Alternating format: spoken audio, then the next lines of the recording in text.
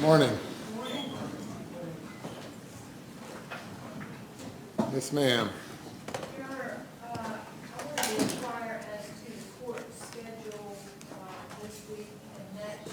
I know Friday is a holiday. Do you have any plans for short hours tomorrow? I do not. And then you mentioned at some point during jury selection that Friday the 18th we would not be in session. Will we be in session a full day on Thursday the 17th? Probably till lunch or thereabout on Thursday. Okay. Or was it Thursday? Yeah, Thursday, yes. Okay, thank you, Judge. We're ready.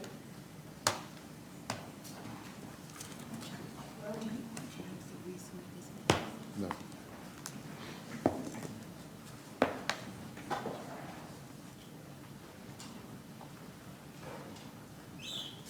want to address a couple of things. With regard to the social media issue addressed by the court, where did this come from?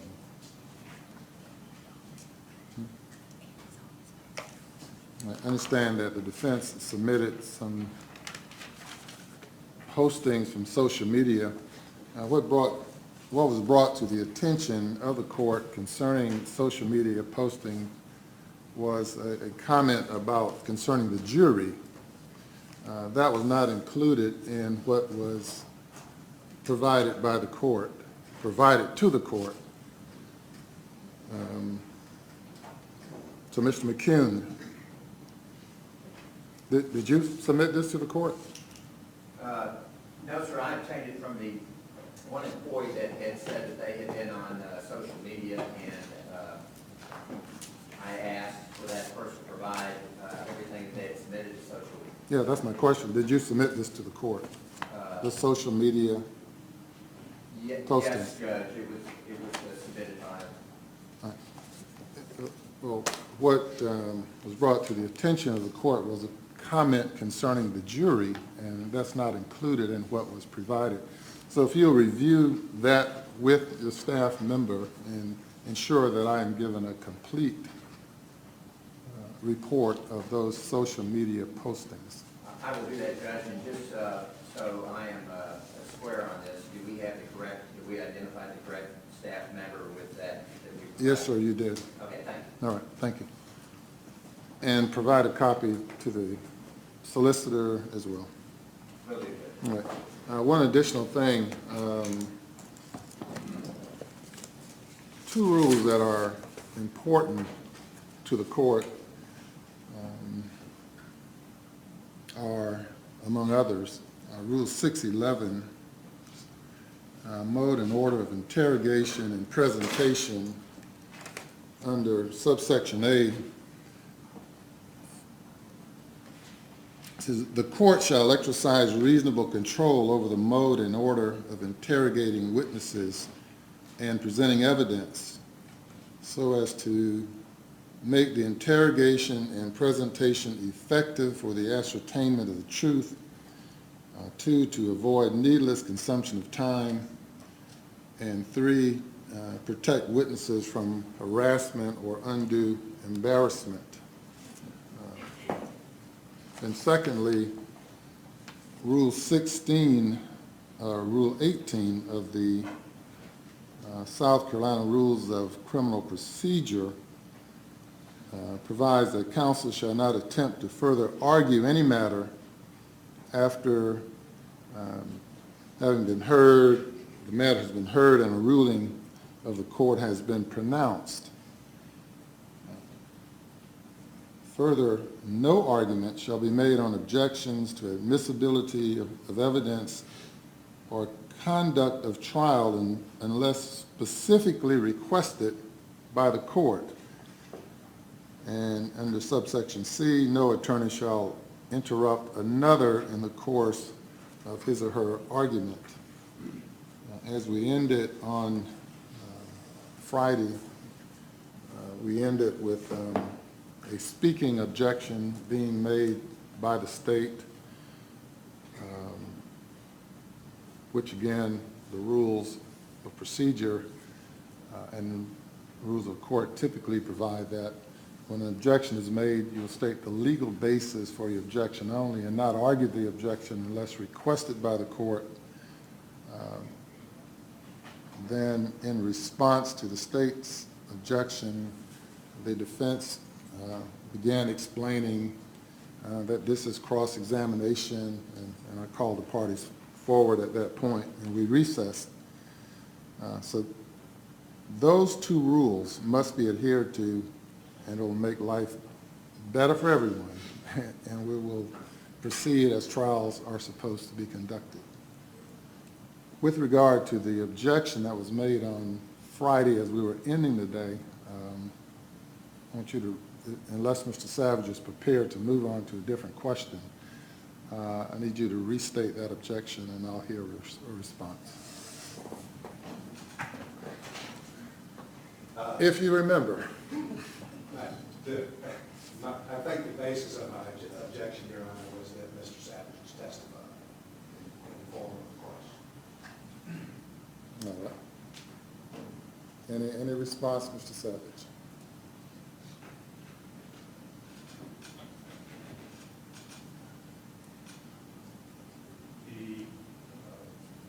The transcript that was prepared of that colloquy had a question mark behind it inserted by the court reporter, although that's not an official transcript.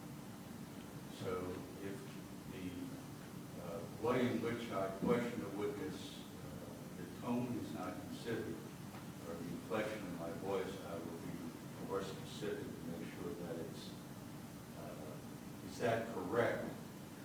Being a question mark and then asking for a yes or no answer, and then they may explain it further. But I will insert, is that correct? To ensure that there's an understanding of this question. All right, well, I don't remember the question. We have a new court reporter, so we'll just start. Ms. Wilson and I have, in a very friendly manner, communicated over the weekend, and Your Honor, I think we'll both be better. All right, very good. Now, where's our witness? He's here, Your Honor. While we're on this topic, I just want to give the court and the defense a heads up, since the court raised 611. We intend, and we think it will be necessary under 611C, which states when a party calls a hostile witness and not an adverse party or a witness identified with an adverse party, interrogation may be by leading questions. Our next few witnesses are the North Charleston Police Department. The witnesses are colleagues and friends of the defendant, and it may be necessary on occasion for us to leave. And we can obviously take that question by question, but I anticipate that happening.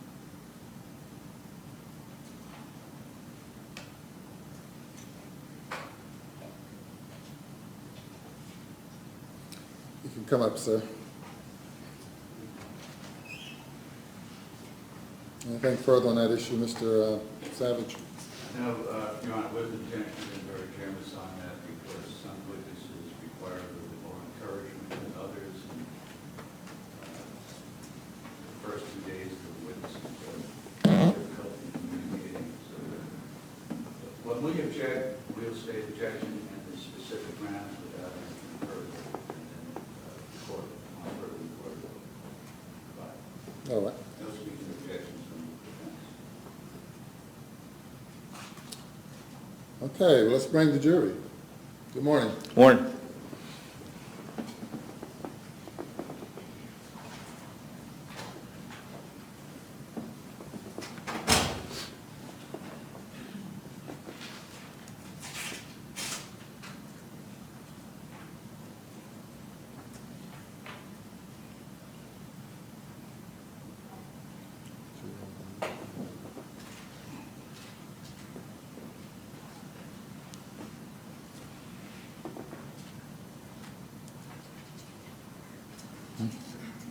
No.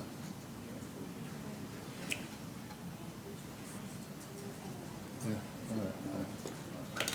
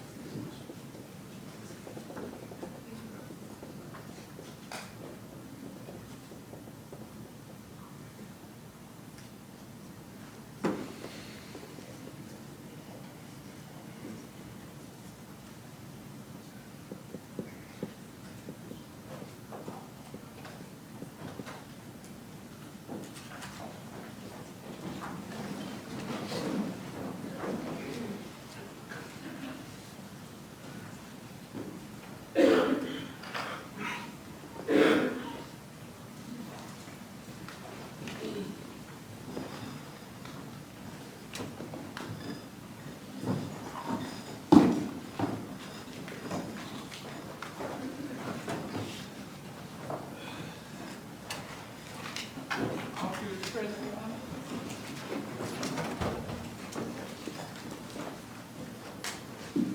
Good morning. Good morning. Welcome back, ladies and gentlemen. Cross-examination, you may continue, Mr. Savage.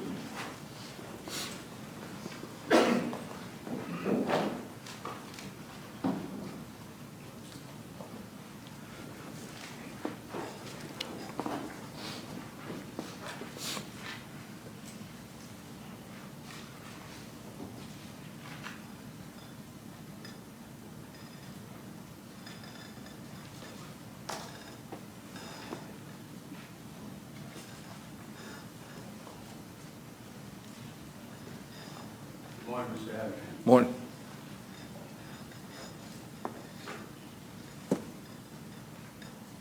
I may be covering some previously covered testimony, but I want to be sure that we have a complete picture. And I'd like to start off once again by describing your role in the North Charleston Police Department geographically. And I want to show you a series of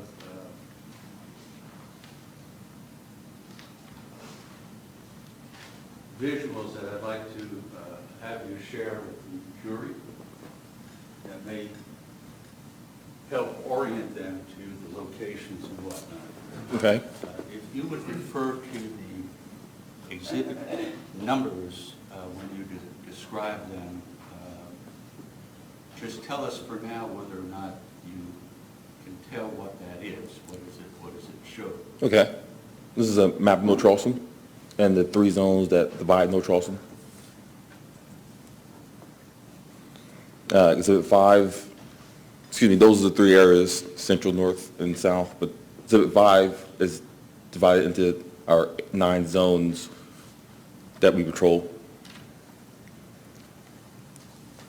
Exhibit 6 is the Charleston Farm neighborhood from Remount Road to Sumner.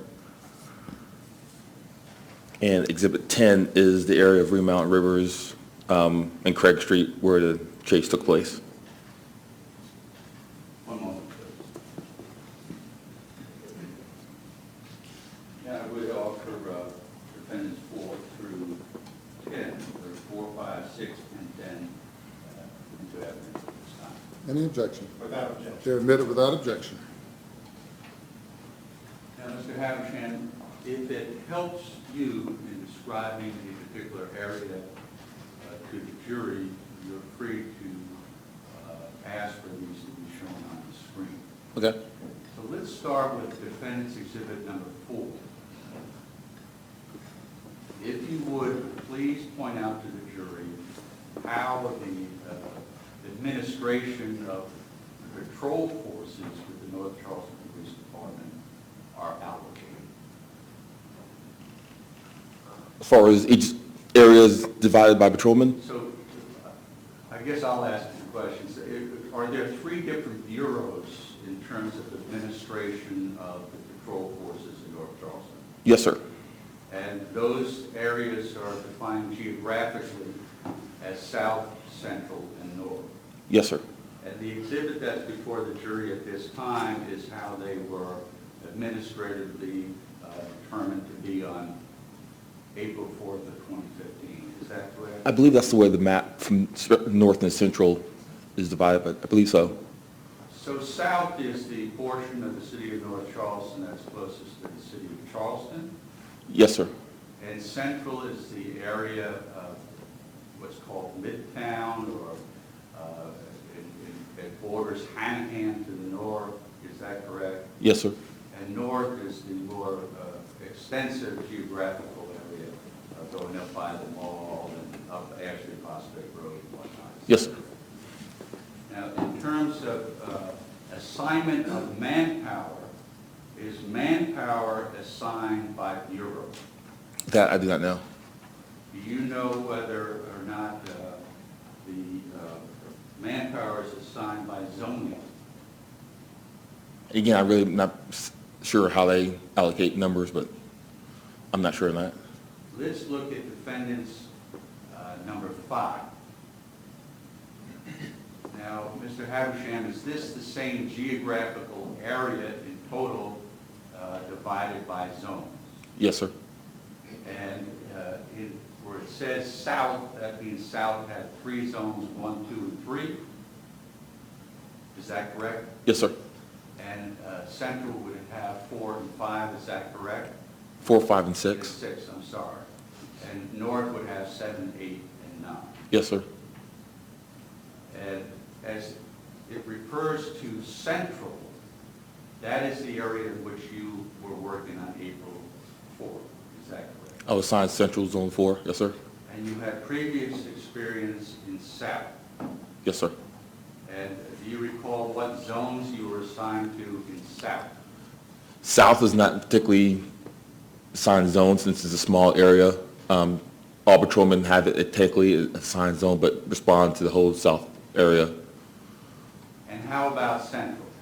Normally, we are assigned a zone, and we normally stay in that zone.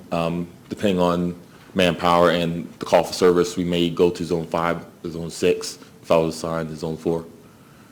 And on April the 4th of 2015, let's look at Defendant's Exhibit 6.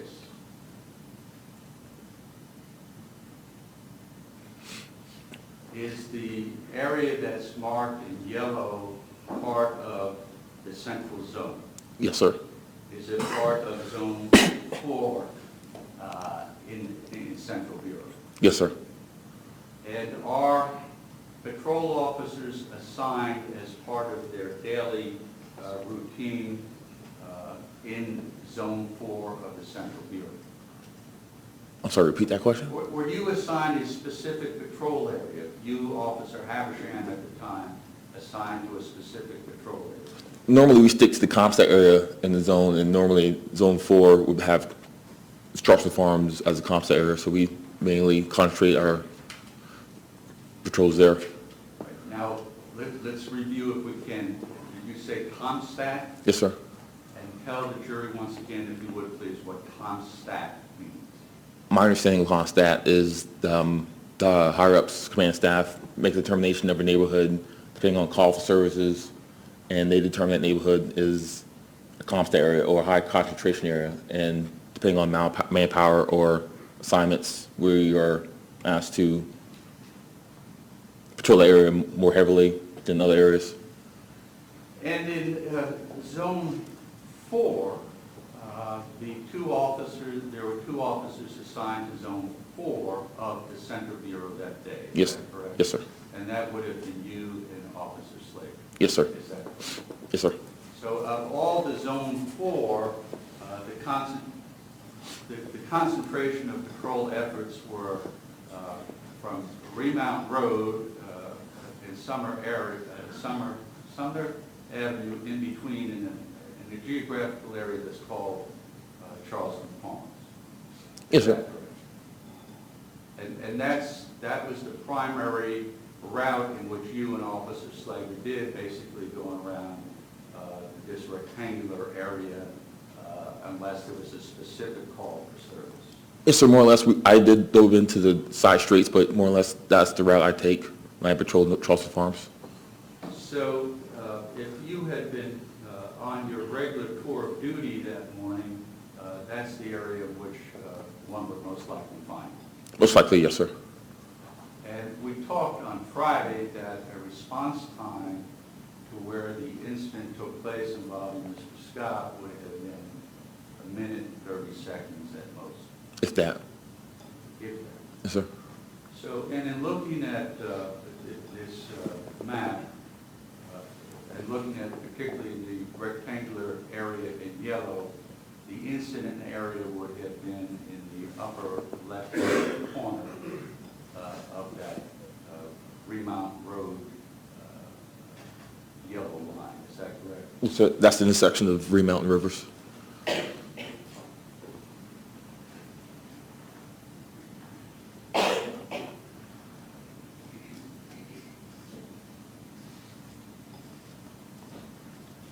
Probably better for you to point than for me to describe.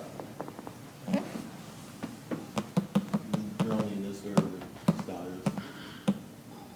Where this location happened.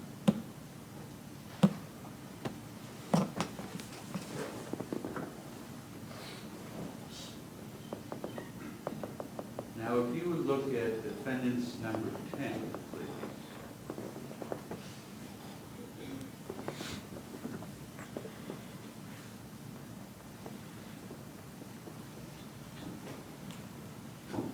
Could you tell us what that is? That was a map, I guess, shown to the jury earlier of Craig Street, Greenmount, Rivers, the other business, all dealership, the pawn shop, Gerald's, the brick road behind pawn shop. If you would, while you're standing, please point to the area in which the stop took place of Mr. Scott's vehicle. I believe the truck stop, this is his parking lot, I don't know the exact location of the parking lot, but it happened in that parking lot. And if you would show the jurors where you parked when you responded to the incident. In front of the pawn shop here. And would you show the jurors, if you will, the path that you took after you exited your vehicle? I ran from the front of the pawn shop down this alley between the fence line business to their back parking lot, where it opens up to the field behind business. And would you show the jury, please, after the location was secure? I understand you were asked to move your car, Yes, sir. and that was because the pawn shop management didn't like the police vehicles out in front of their building. Is that correct? That's what I was told, yes, sir. Where did you move your car? From the front of the pawn shop with the remount, Rivers remount, turn onto Craig, and I parked in this area right here to give rear security to the lot. Now, in responding initially, I'm sorry, would you mind saying? You got there as quickly as you could, is that correct? Yes, sir. So that you not only drove quickly, but when you got out of your vehicle, you ran to the best of your ability to get there as quick as you can. Yes, sir.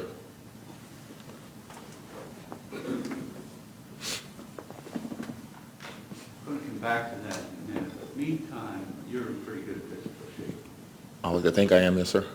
And on April 4th, 2015, you were in light shape. Yes, sir. And you maintained, at one time, weren't you a trainer? A personal trainer, yes, sir. So since your football days, I mean, you've maintained a good physical condition, is that correct? I try to, yes, sir. And that's not a requirement of the North Charleston Police Department. No, sir. In fact, there is no physical training with North Charleston Police Department. No, sir. No, there's no requirement, no, sir. And in fact, police officers in North Charleston, the only time they're ever given a physical test is in their first week at the Criminal Justice Academy. Isn't that correct? I believe there's a PT test you have to pass during your application process, and I believe there's some, if there still is, some PT at the academy. And that's it. There is no further physical fitness, testing, qualification for running a certain distance at a certain speed, number of push-ups, jumping jacks, hula hoop, anything. Unless you join a special team like I did, or there's for patrolmen, there's no physical requirements.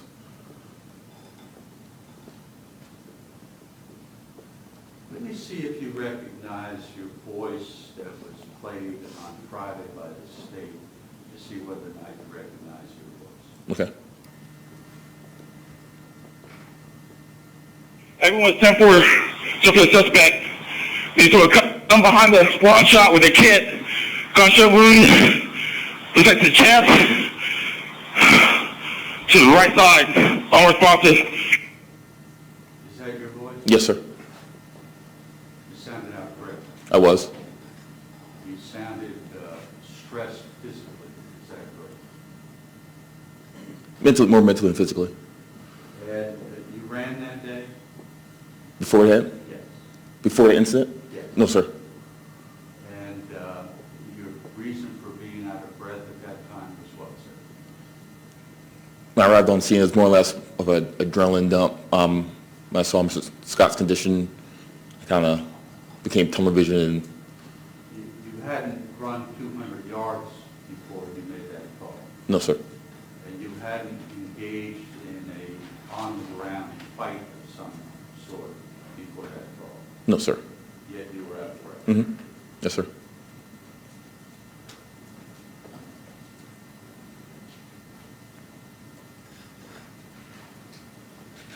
Did you have any responsibility on April 4th regarding personal assignments, personnel assignments?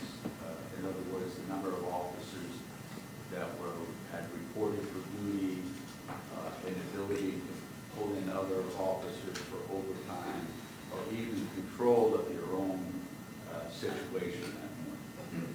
Did I have? In other words, it wasn't within your determination how many officers should have been on duty. No, sir. And those officers that were on duty, it wasn't your determination where they should be, where they should go, and what they should do. No, sir. Now, you were aware that morning that there wasn't any sergeant on duty in Central, is that correct? That's correct. And you were aware that half the assigned officers to be on duty that day in Central were not present. Yes, sir. And knowing that 4 out of the 7 people that were assigned to Central that day, you nonetheless were instructed to do certain things that morning that took you away from your patrol zone. Is that correct? Yes, sir. A call for service. And did Officer Banus also receive instructions to do things that would take him away from his patrol duties? Yeah, he had a call for service as well. I'm sorry. He had a call for service.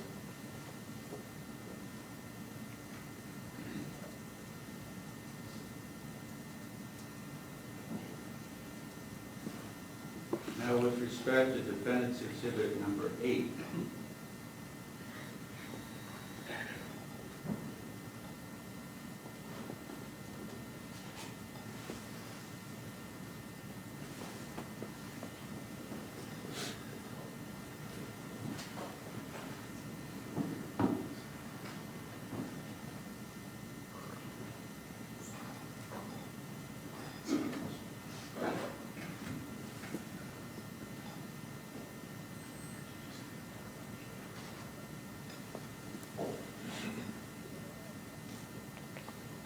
are you familiar?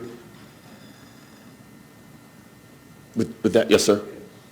And is that the assignment of duties for people in the central, for police officers in the central division on April 4th, 2015? That is the assignment duty for my team on that day. And that would indicate that the sergeant, Webb, was whatever TMBK aimed. A time back for AIM training. I guess he had AIMS prior to that workday. Would that reflect he wasn't on duty that day? Yes, sir. And that his duty assignment would have been 10.5 hours that day? Yes, sir. And that H. Lawrence, according to this supervisor's report, was not present that day?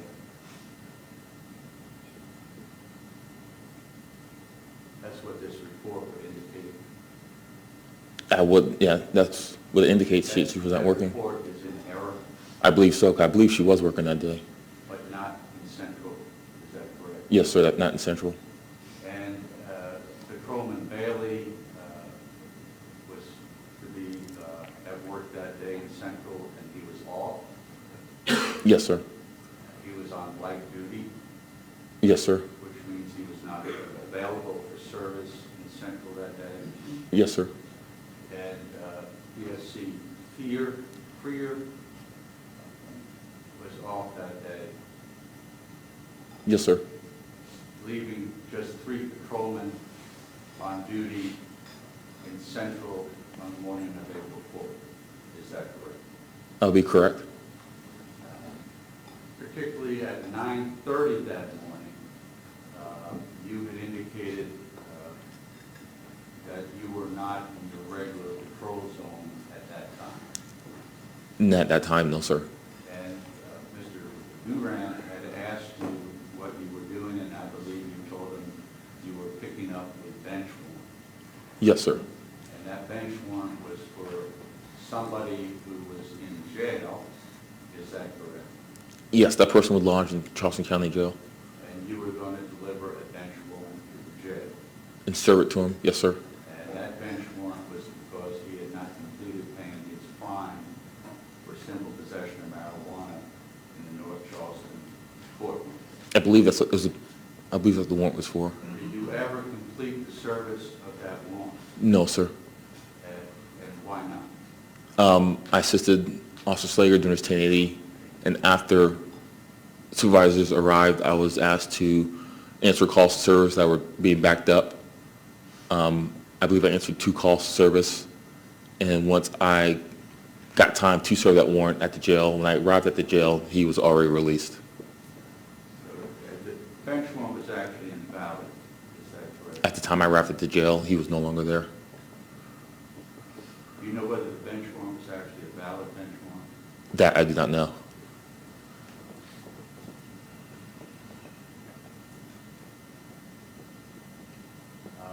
Patrolman Banus, who also was on duty that morning, if you do know where he was, would you tell us? I don't know exactly where he was. I just know he was at Central at the same time I was, logging evidence in the evidence locker for the call service that he handled.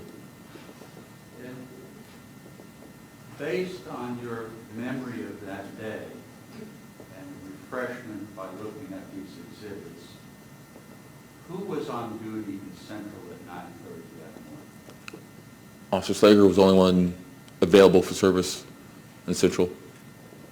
Now, on Friday, I believe you indicated that it's a custom and practice of the patrol force in North Charleston, when you hear somebody stopping a vehicle,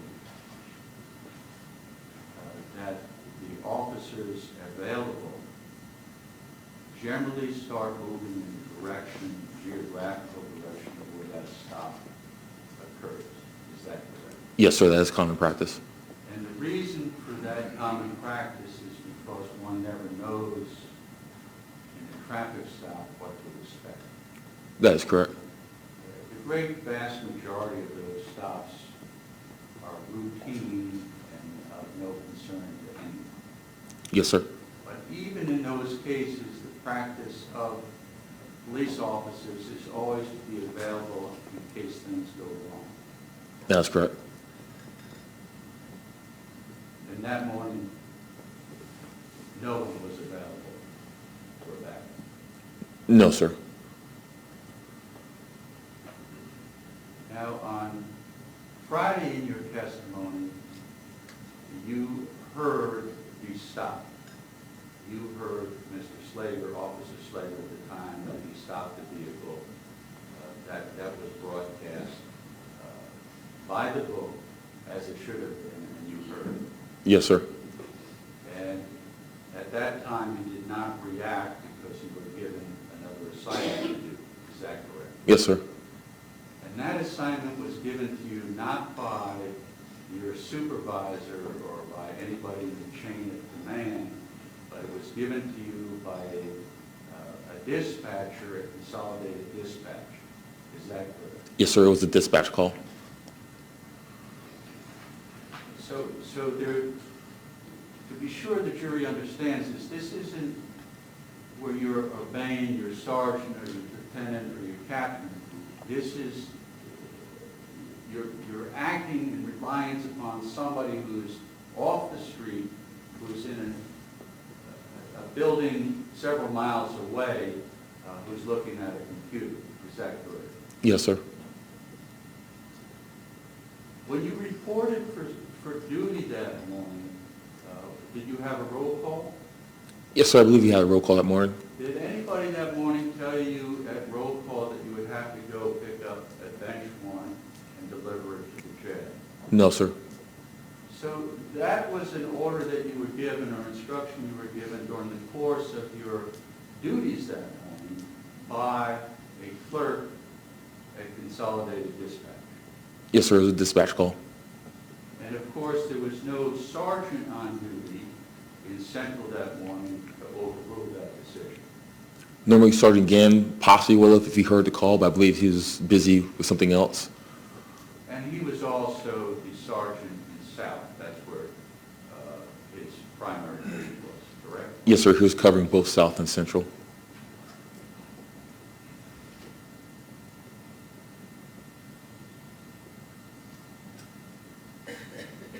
In your practice and experience as a police officer, did you find that in the continuum of force, if you will, the first step is presence, is that correct? Yes, sir. And the second step in the continuum of force are verbal communications? Yes, sir. With respect to just those two first steps, has it been your experience that two officers on the scene increase the compliance of a detainee or a suspect much more so than just one officer's presence? Yes, sir.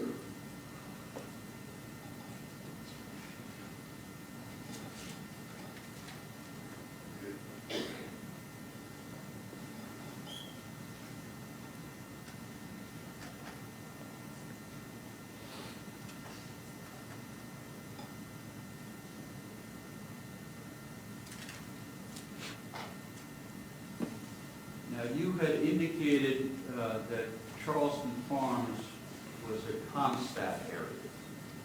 Yes, sir. At the time, it was a Comstat area. And if you would, if I'm repeating myself, it's because I don't remember what we testified to on Friday.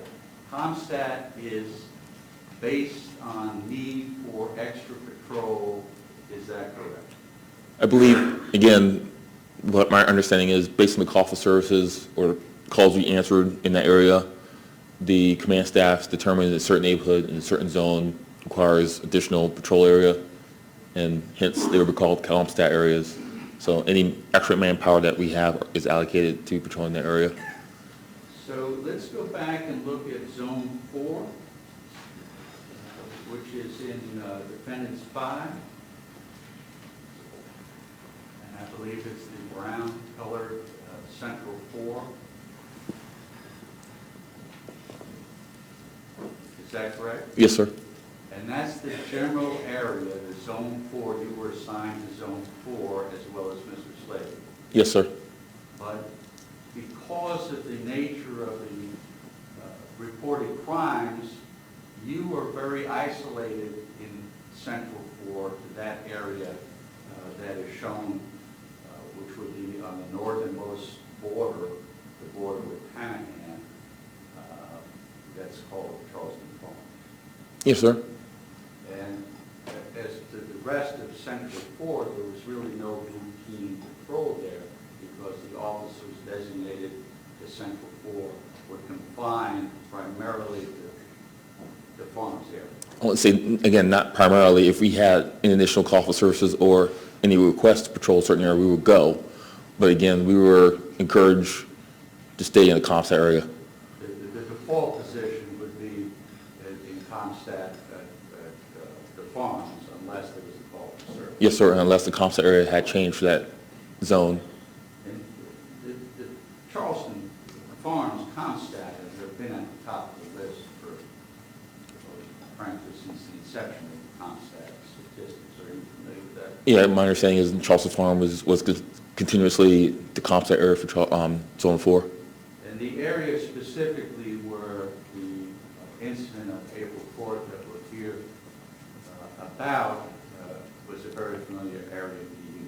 Yes, sir. And the reason it was familiar to you is that you had investigated a number of crimes in that area, burglaries, house breaking, drug crimes, assault crimes, and of that nature. Yes, sir. That's interest to seeing Pines, which is, again, where area we were requested to patrol due to break-ins and burglars. And that's precisely where this incident took place. At Craig Street, yes, sir.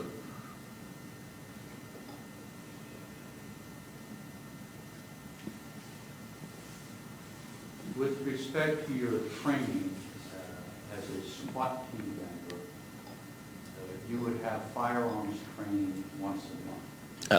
At least, yes, sir. At least once a month. And that firearms training included just not target practice, but also stress firearms use. Is that correct? Yes, sir. We did many drills from basic to shooting positions to shooting scenarios. With respect to your fellow patrol officers, they had firearms training once a year. If they didn't shoot on their own, it was once a year. But North Charleston Police instructions on firearms training was once a year. Once a year. And that was really qualification to know whether you could hit a target. Is that correct? Yes, sir. And they were given 40 pieces of ammunition, and a certain number of those had to hit a target. I can't remember offhand the number of rounds per qualification, but yeah, there were a certain number of rounds. And if they didn't hit the target a certain number of rounds, they would just be given more bullets to keep on shooting until they were qualified. Well, normally they would be put remedial for that day, trained up as quickly as possible, and went through a qualification again that day, or as soon as possible. But the word is qualification. Yes, sir. Yes, sir. As opposed to your training, which was more than qualification, it was use of firearms in the condition that could best be replicate what you may use during the course of your employment. Yes, sir. So with firearms training for patrolmen, no stress firearms training. Not during Ames training, no, sir. So in firearms training for patrolmen, you would stand there and you would look at the target and you'd aim and you'd fire.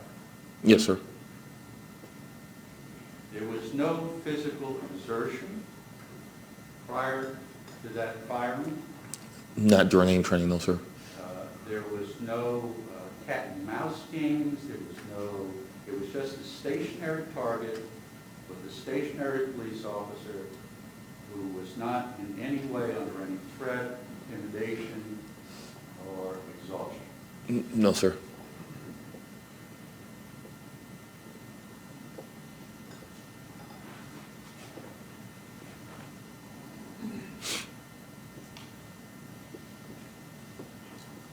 When you provided aid to Mr. Scott that morning, you immediately had protective gloves on, is that correct? Yes, sir.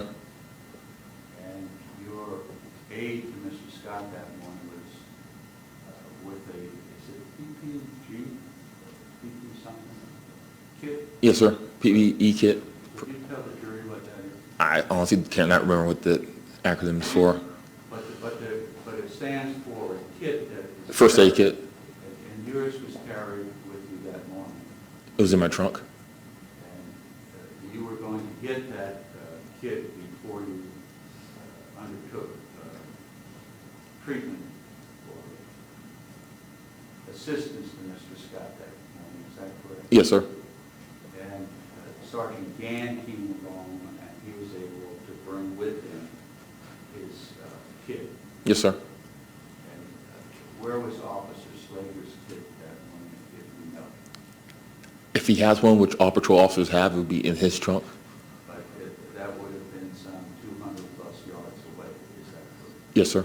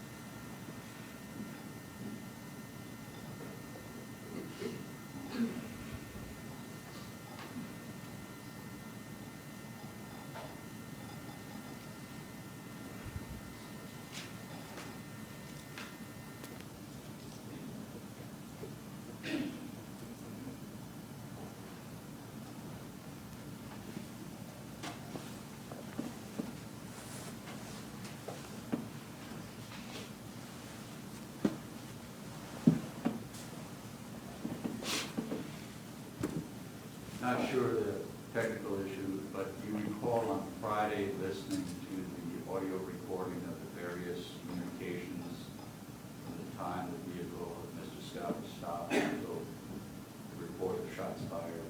Yes, sir. In one of those communications from Mr. Slager, it was personal to you.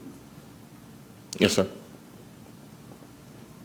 Tell us about your thought at the time you received that communication. During his chase, when he said 156, step it up, I kind of had my hairs back on neck stand up a little bit. Not normally, unless someone's in a high stressful situation, they call out a certain number or a name on the radio to tell them to hurry up. Normally it's units, hurry up, step it up, run code, but normally officers who are in a high stress situation revert to calling specific people out to help them out. Because you and 156 and Slager were partners that day, Yes, sir. and you were always with him because you were his partner in difficult situations. Yeah, since you came to the team, we're his own partners since day one. He arrived on the team. And he knew your physical attributes, I'm sure. Yes, sir.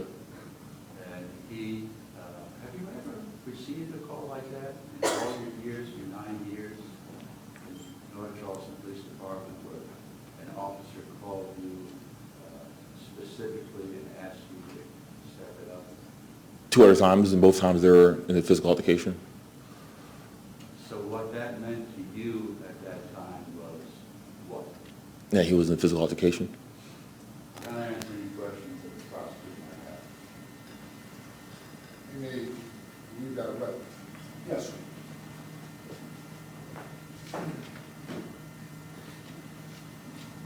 Good morning, Mr. Habersham, how are you? Good on yourself? I'm doing well, thank you. On Friday, in response to a question from Mr. Savage, you testified that in a threatening situation when you use deadly force, you're entitled to use deadly force until the threat has ended. That's what they train us, the threat stopped. Now, what is the prerequisite for that? For You being able to shoot until the threat is ended? if you feel like your life is in danger. Okay, has to be a threat, right? Yes, sir. Would you agree that a man running away, unarmed, did not constitute a threat to Officer Slager? Yes, sir. Even assuming this man had Officer Slager's taser, and that taser had no cartridge on his question. Hear the complete question. My question would be, even assuming this person running away had a taser without cartridges, would that have constituted a threat to Officer Slager? Yes, sir. Formal question, please. Don't leave the witness. Yeah. Restate it one more time. Your Honor, I think we're getting to 611 at this point that we're trying to find for.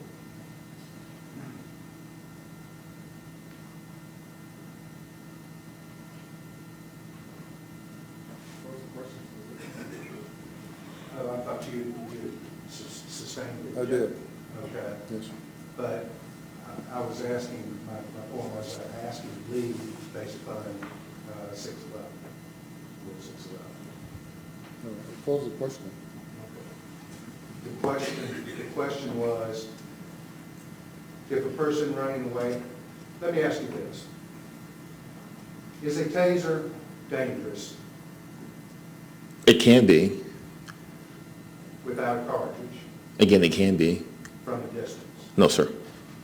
And why is that? With the spent cartridge, or even without a cartridge, the taser is only a danger to you if you physically place a taser on the person. You have to be in physical contact, correct? Yes, sir. Objection to the formal question. Objection's over with.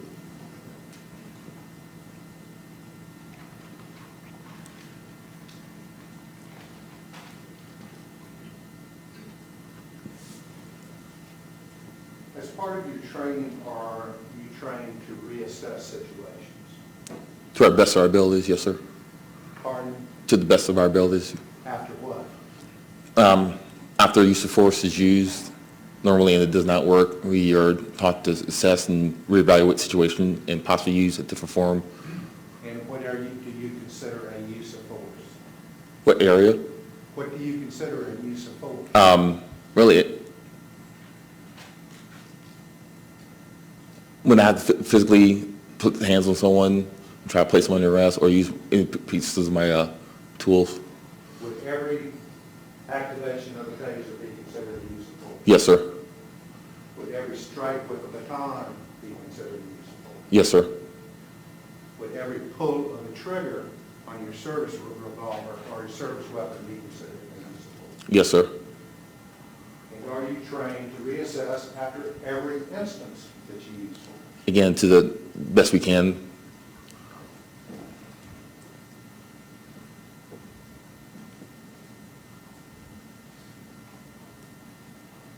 I believe during a question from Mr. Savage, you described Officer Slager as being a proactive officer.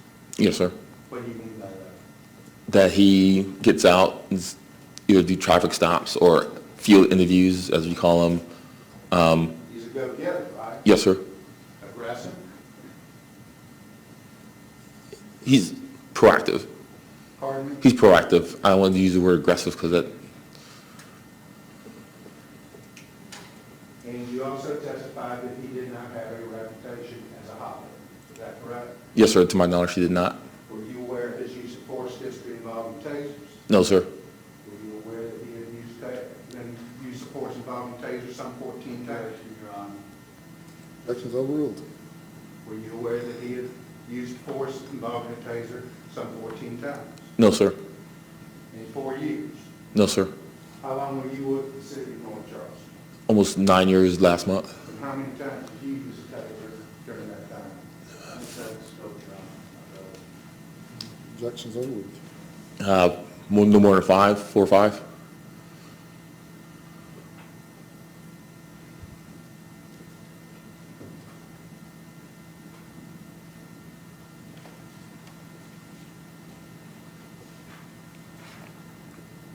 May I approach you with this note?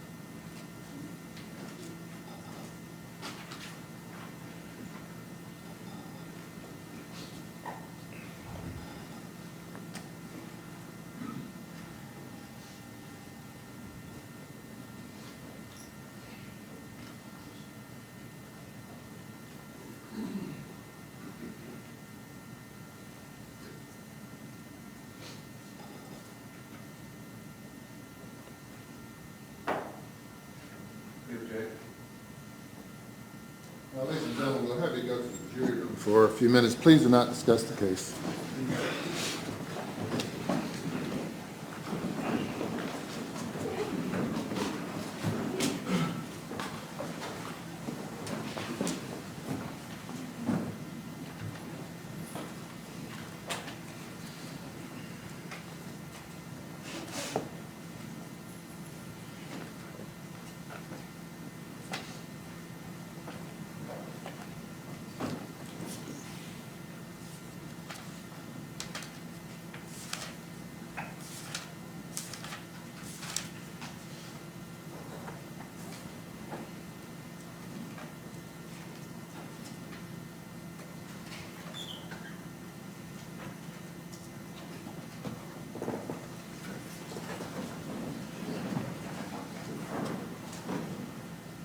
Yes, sir. I believe it's his objection, but, It's his objection. I'm unaware as to the document that and the just objection for is based on. this is an administrative record involving Officer Haversham. I was not going to introduce it into evidence. I was just going to have him identify to refresh his recollection as to how many times he had used his taser during the course of his career in the police force. All right, Mr. Savage? Your Honor, first of all, we would ask that this entire line of questioning be struck under 611D, that this is new material on the record examination that is not the subject of cross-examination. So we think it's an improper series of questions from the very beginning by the prosecutor of his redirect Mr. Havisham. We are now, more recently, these questions are questions of character that we think are inappropriate in terms of other uses of force by Mr. Slager. There has been no suggestion of that. Now we're putting in documents pertaining to the witness's use of force, which has no relevance to Mr. Slager, or to be used as a comparison. So we would object to the most recent document on the grounds of relevance. But overall, we would complain that we would assert that 611B was applicable. During the course of the cross-examination, the defense elicited from this witness testimony concerning the reputation of the defendant, the good reputation of the defendant. That allows the state to question this witness on redirect. This witness is a person who is identified under Rule 611C as being the party, as being the partner of Mr. Slager, a person who's identified with him, and it is proper examination of this witness. As I understand it, the extrinsic evidence regarding this witness's use of force is not, the state does not seek to introduce it into evidence, but as the solicitor said, he intends to use it to refresh the witness's recollection. So I overrule the objection, and we'll take about 5 minutes.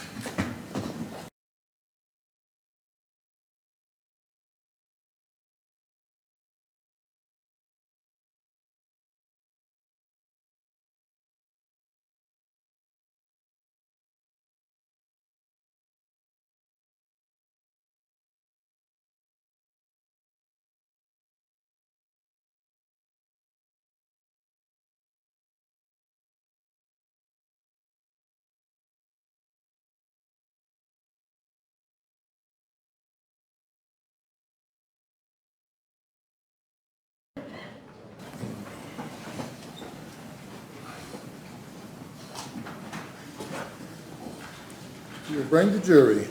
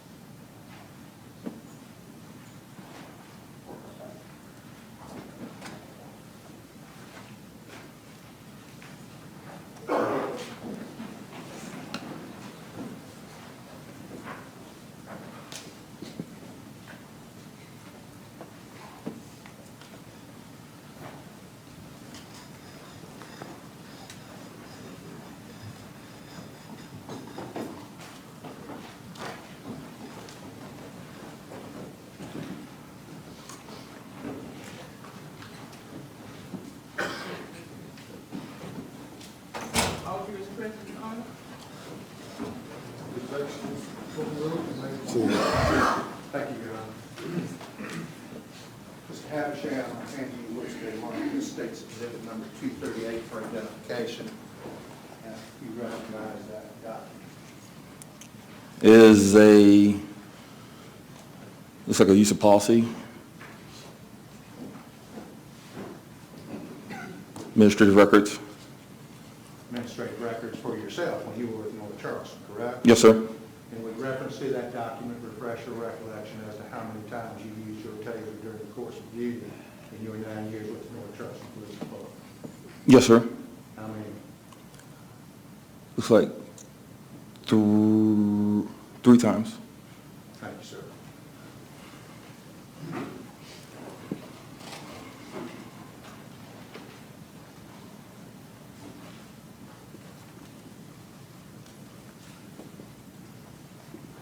At being on duty that morning, were you aware of the Manpower situation Yes, sir. in your zone? After the squad briefing, yes, sir. Okay. And you were aware of it that morning, presumably, correct? I mean, you went to roll call? Yes, after roll call. And y'all are all on a radio network, correct? Yes, sir. So if you check into City Hall, or Van Ness checks into City Hall, would Officer Slager know that? Yes, sir. So at the time this occurred, Officer Slager would know what the Manpower situation was, correct? Application to form the question. 611C. Objection's overruled.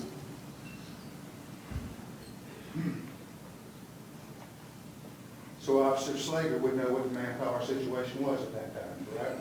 If you listen to the radio, yes, sir. And as a police officer, do y'all have any discretion as to who you stop for an equipment violation? Yes, sir. And you also have the discretion not to pull over someone for an equipment violation at all, is that correct? Yes, sir.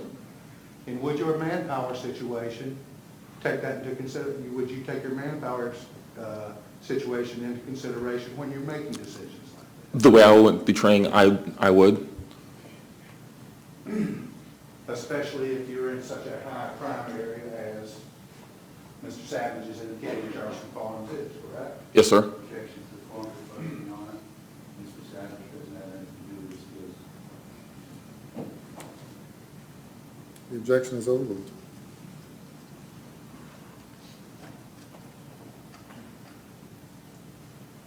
And there's no question that you were at City Hall when this went out, is that correct? I'm sorry, say again? There's no question that you were at City Hall when this chase call went out. Yes, sir. Yes, sir. And you were able to get there in like 2.5 minutes. Yes, sir. In getting back to an officer's discretion, do you believe, and I scratch that,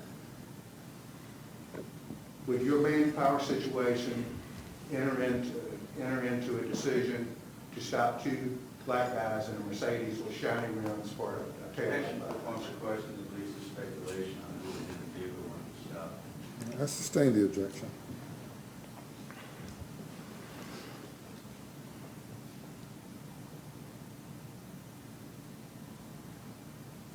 Is Saturday morning a particularly bad time for Charleston Farms? Like all areas would be hit and miss. Is it worse at night? I would assume so. I don't want you to assume. Yes, sir. Okay. And correct me if I'm wrong, but as part of Ames training, didn't y'all have some active shooter training in around 213, 214? I believe so. And in that active shooter training, did y'all have shoot, no shoot, don't shoot kind of scenarios and kind of real life scenarios? Each class was different, but normally we did have the same scenario as far as shoot, don't shoot. Okay, and that went out to the whole rank and file, correct? That wasn't just SWAT team?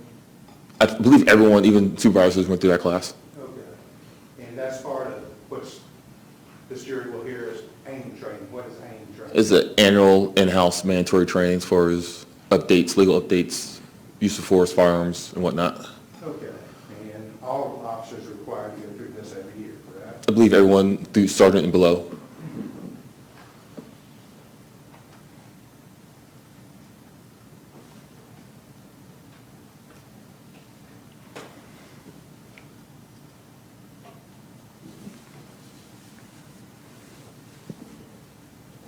And when Officer Slager initially called in the 1080 in this case, did you radio him and indicate that you would respond? No, sir. So you never said 156 is heading in his direction? Apologize. During the course of the, yes, sir. I meant to be a traffic stop. The 1080, yes. During the 1080, yes, I responded on the radio. So Officer Slager knew you were coming? Yes, sir. And did that explain why he said 156, step it up? I believe so, yes, sir.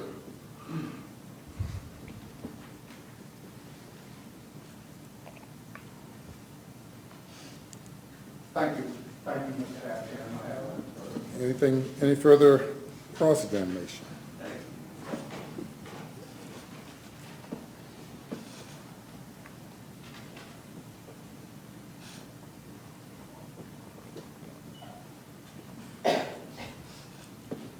The questions you were just asked by the prosecutor inferred an answer, and I want to explore those a little bit more. The fact that you may have called into dispatch, give your location and where you were going, certainly doesn't mean that Officer Slager understood that message, does it? That's correct. Because perhaps Officer Slager was involved in a fight on the ground, trying to protect his life at the time that you made that call, correct? Yes, sir. So it's not as if we're in the courtroom 18 months later and listening to these communications. It must be how he received it or heard it or understood it, what was going on in the moment of the fight. Is that correct? Yes, sir.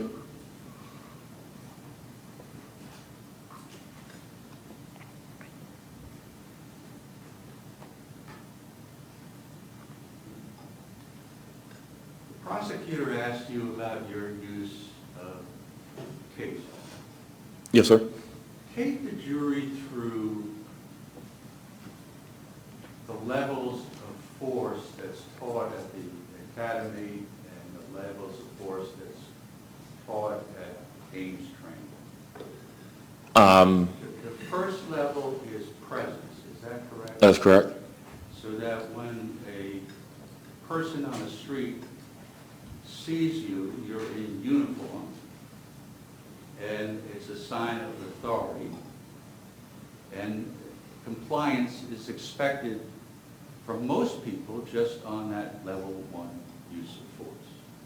That's correct. Correct? Yes, sir. So presence alone, the uniform, the badge, the assets that you would carry, that is intended to show authority. Yes, sir. Level 2 is voice commands. Is that correct? Verbal. Yes, sir. So when you say anything from stop, don't move, to may I see your license, whatever the verbal command is level 2 Yes, sir. on use of force. Yes, sir. And when there's non-compliance with those various levels, police officers are instructed to go to the next level. Is that correct? That's the way I was trained. Yes, sir. So if somebody doesn't respect you for who you are and where you work, as shown by your uniform, you then give verbal instructions. And if somebody doesn't comply with verbal instructions and who you are, what is the next level? I can't remember the top of my head. I dumped it all out when I left. Empty hand control, I believe. Level 3. But they are specific steps you take, are they not? Yes, sir. And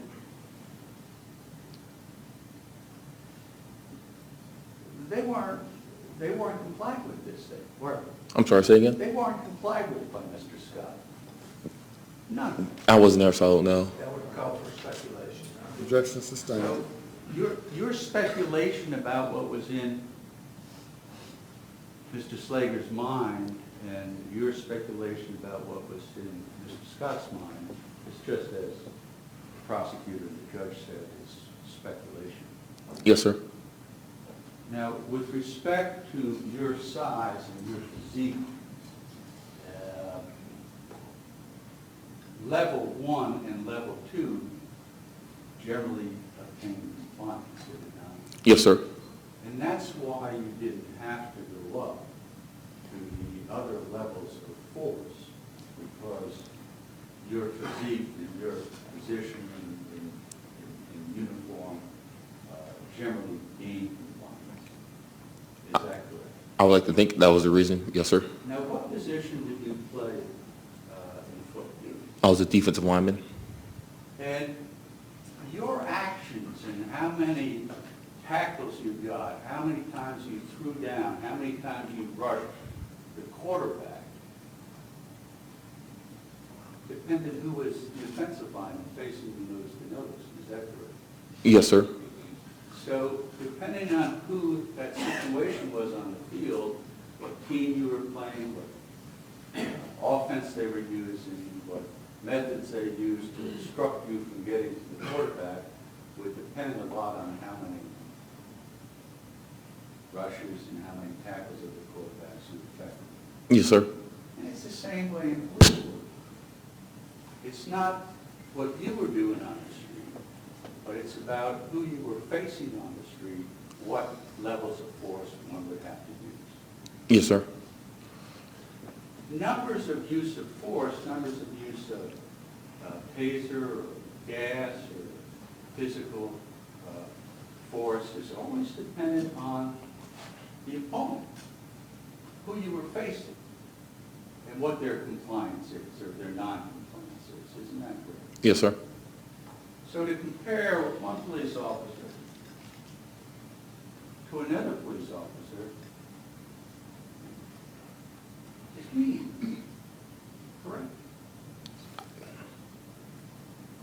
Because you're all not in the same situation every day. That's true. Yes, sir. It depends on where you work, it depends on the hour of the day, it depends on all sorts of variables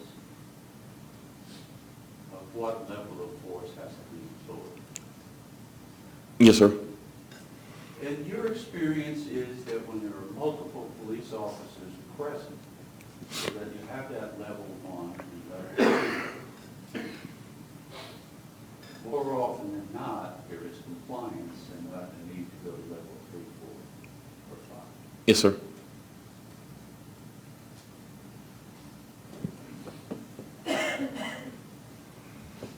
The prosecutor was trying to infer something about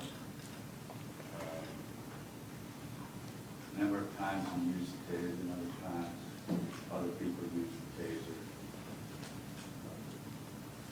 Knowing how many times that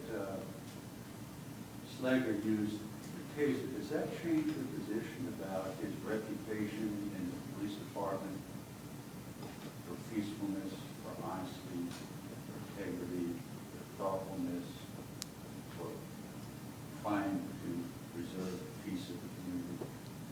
Depending on his use of his taser?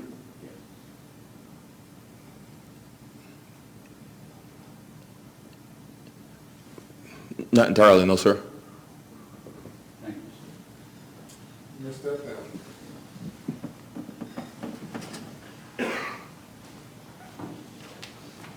Next witness. Lieutenant Daniel Bowman.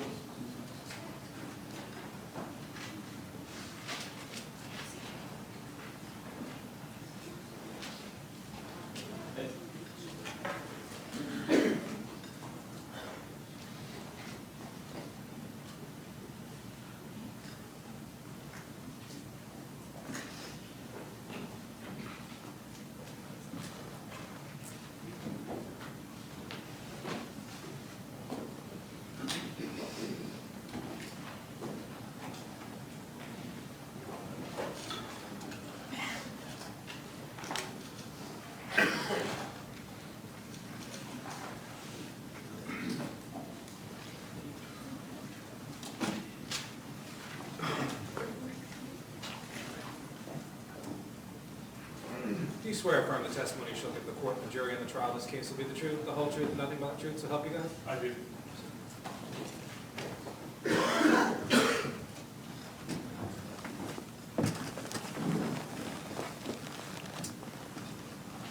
Please state your first and last name and spell your last name loudly for the record. Daniel Bowman, B-O-W-M-A-N.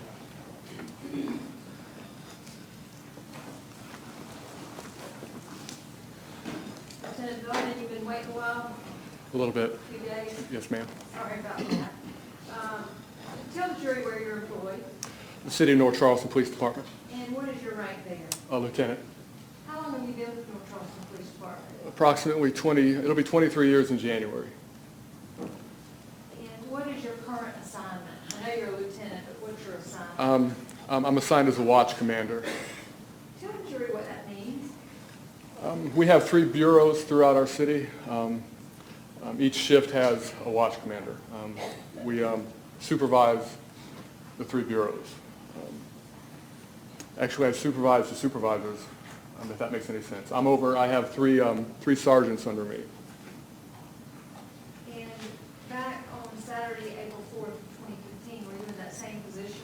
Yes, And were you on duty at 9:30 in the morning on that Saturday, April 4th? I was. And what were you doing? At the time, I was patrolling. I was in the south end of the city. What area? The neighborhood of Shakur, Cherokee. It's near the old naval base, if you're familiar with it. Do you know if Sergeant Webb, who was the defendant's direct supervisor, do you know if he was on duty that night? He was not. And who was covering for him? Sergeant Gann and Sergeant Lawrence. Well, let me ask you this. If an officer is working off duty, like providing security or something like that, are they still available? I need to hear the entire question.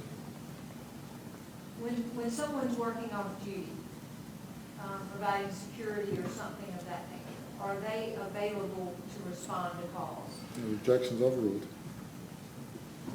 Yes, they are. And Sergeant Webb was not on duty. Did he have someone covering for him? Did I ask you that already? You did. Okay, and he had Sergeant. Yes, Sergeant Gann was covering his squad.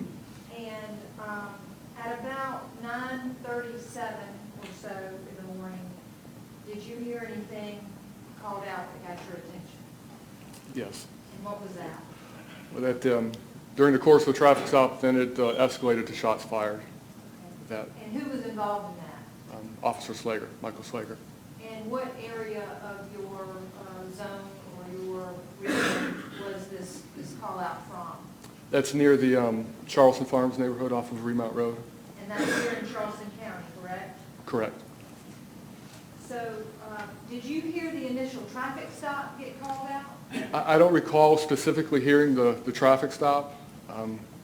Once the foot pursuit started, I did hear that, and it started heading that way. Okay. And so even when before shots fired, you were already... Correct. I wasn't running with my lights and sirens, but I was starting to head that way. And where did you go when you arrived? Straight to the scene. I parked outside off of Craig Street and walked back. So in between you hearing the foot chase, before you got there, you heard shots had been fired? Yes, ma'am, before I got, yes. And when you got there, if we could look at Defendant Exhibit 10. I'm just going to ask you to indicate or let the jury know on a map where you parked when you arrived. Okay. It should come up. Sure. Do you recognize that area? It's hard to tell from the aerial view. I don't know what the buildings are. Okay.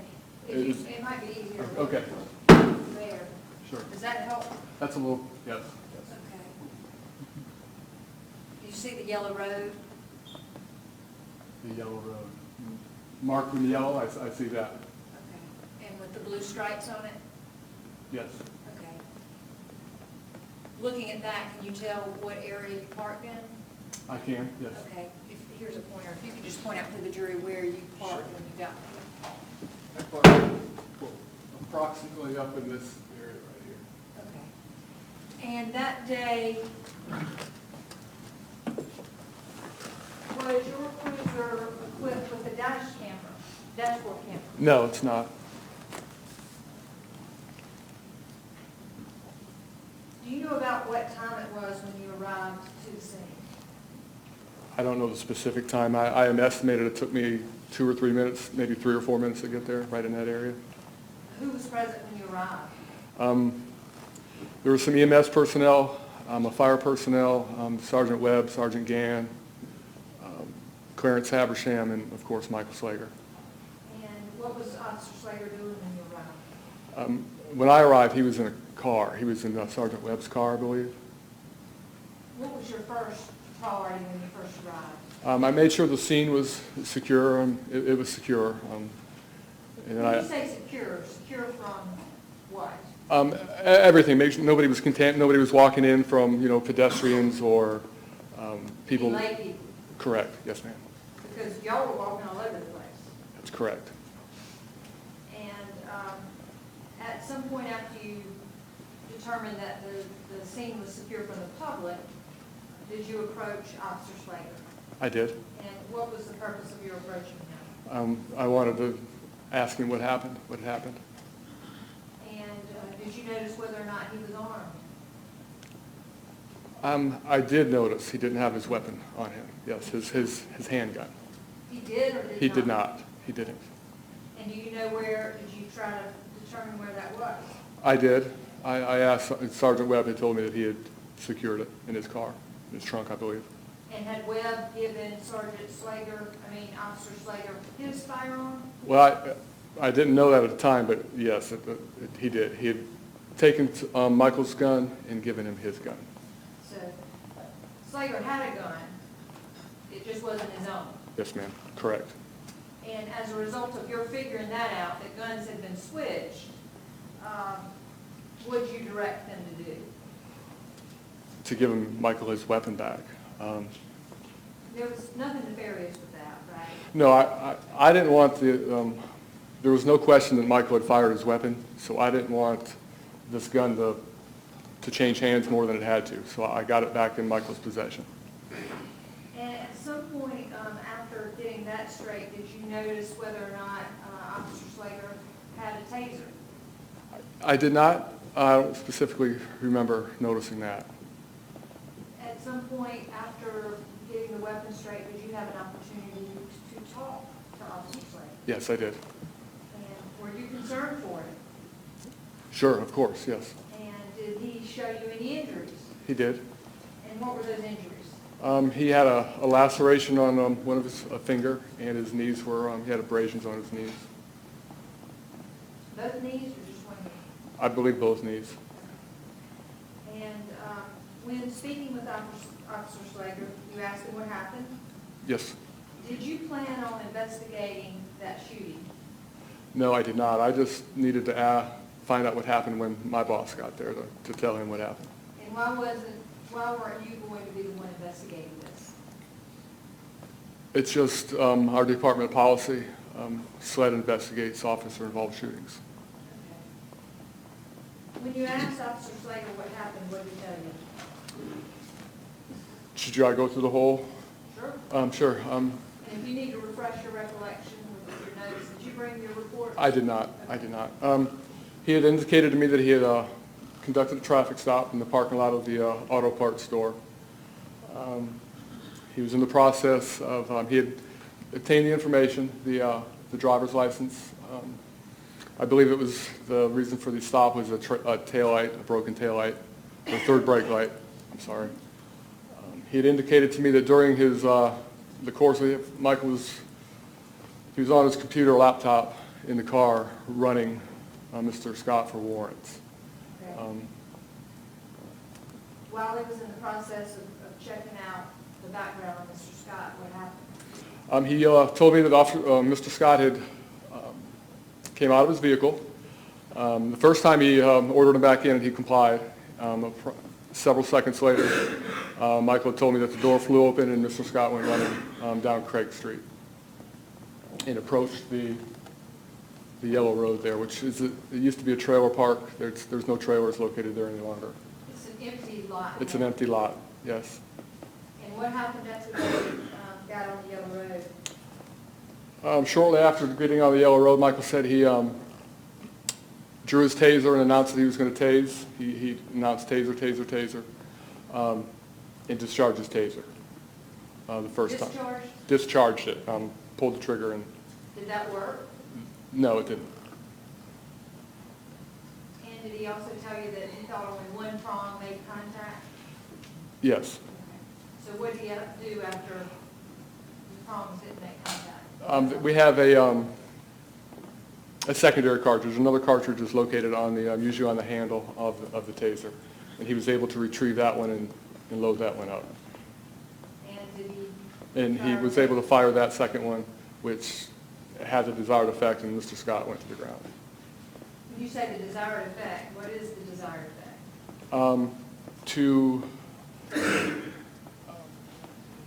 To comply with his orders to stop. And you've been tased before, Yes, ma'am. with prongs. With prongs, yes. That's different than getting drive stunned. It is. And when you say it achieved compliance, it's not necessarily a willful compliance, right? Correct. When you get tased, your movements are involuntary, correct? Yes. And so after the second taser had the quote desired effect, Mr. Scott dropped. He went to the ground, yes. And what did Officer Slager do after Mr. Scott hit the ground? Then he told me he went to handcuff him. He went to handcuff Mr. Scott. He was not compliant. Mr. Scott at this time was face down. Michael said he tried to get his hands behind his back, and he wasn't compliant with his request. And that's when he used the taser in drive stun mode, which there's no cartridge in it. It's just the open face of the taser. I don't know if you're all familiar with that, but it's...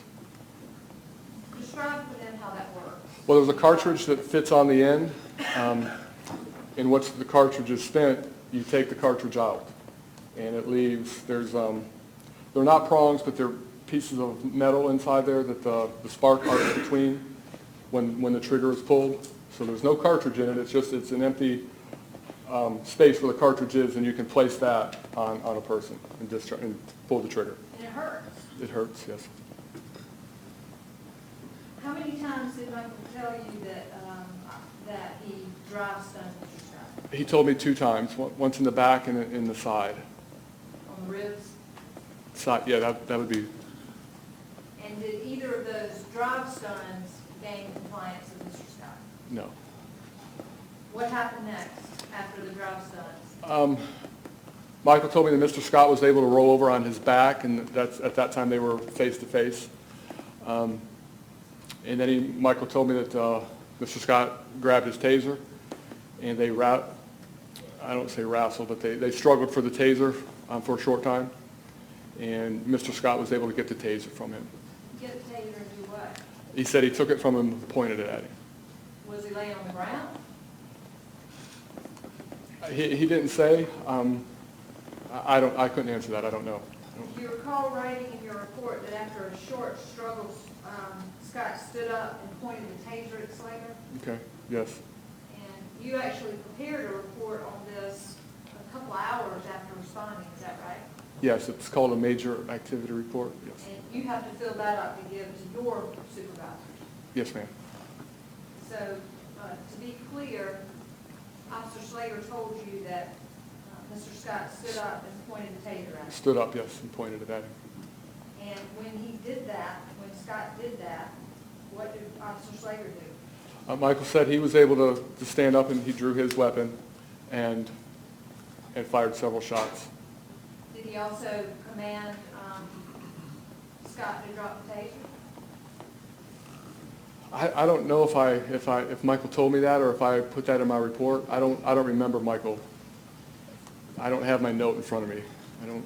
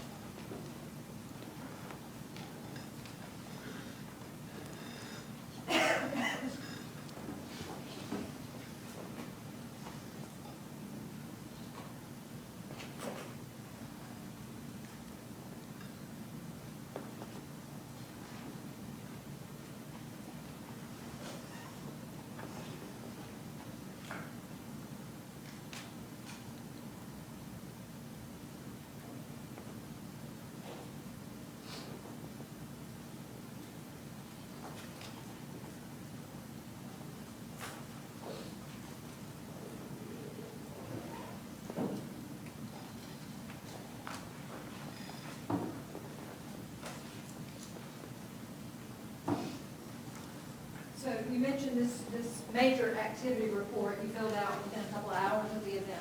Yes. Would it refresh your recollection as to what Officer Slager told you exactly if you viewed this? Yes. Your Honor, we'll hand the witness State's Exhibit 240 for identification at this point.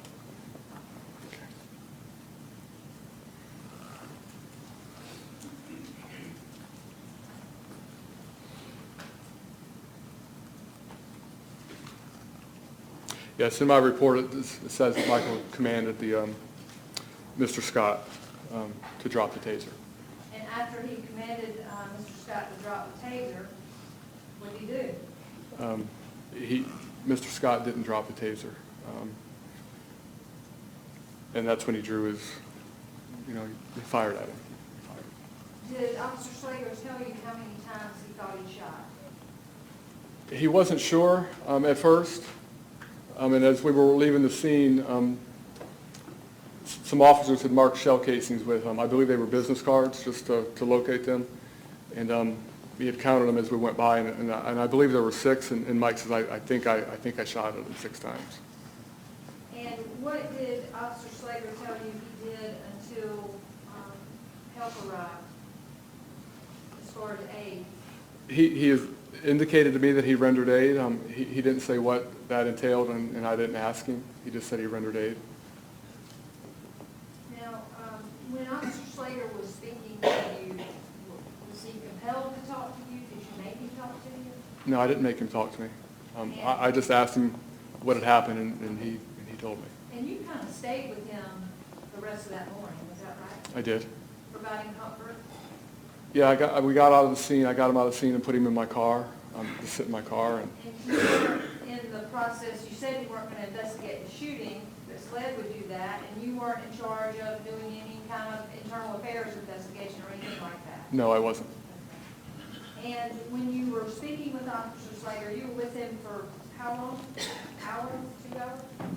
Throughout the incident, at least 3 or 4 hours probably. And we weren't speaking the whole time. I mean, we were just... Did he ever tell you that he had been punched by Mr. Scott, the driver? No, Kicked, no, scratched? no. Did he ever tell you that the driver, Mr. Scott, had gotten on top of him? I don't recall that, no. Did he ever tell you that he had been tased by the driver? He didn't. Drive stun? No. And you would agree there's a big difference between being drive stunned and being tased? There is a difference, yes, there's a difference. And when you spoke with Officer Slager that morning, he told you he believed his life was in danger. Restate the question, please. Sir, I'm sorry. Restate the question. Who did Officer Slager tell you was in danger that morning when he fired? Objections overruled. He was, Michael was. He believed he was in danger. Yes. And he never made a claim to you about anyone else being in danger. No. Based on your conversations with Officer Slager, what was your understanding and what did he describe as the proximity between him and the person he shot? When Mike was relaying the incident to me, I thought that was at close range. And what did he tell you that Mr. Scott / the driver was doing when he began to shoot at him?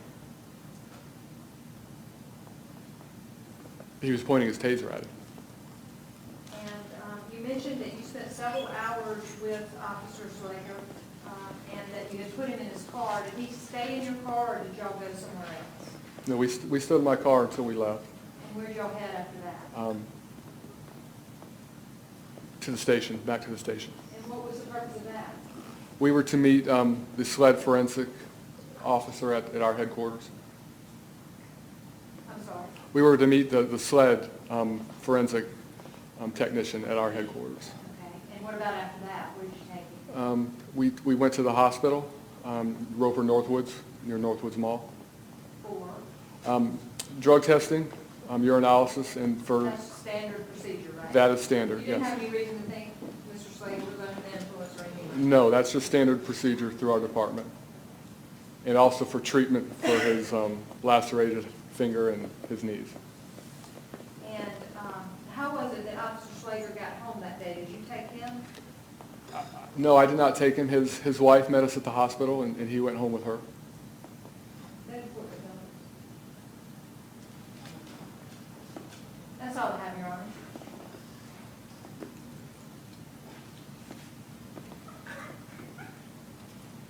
Examination.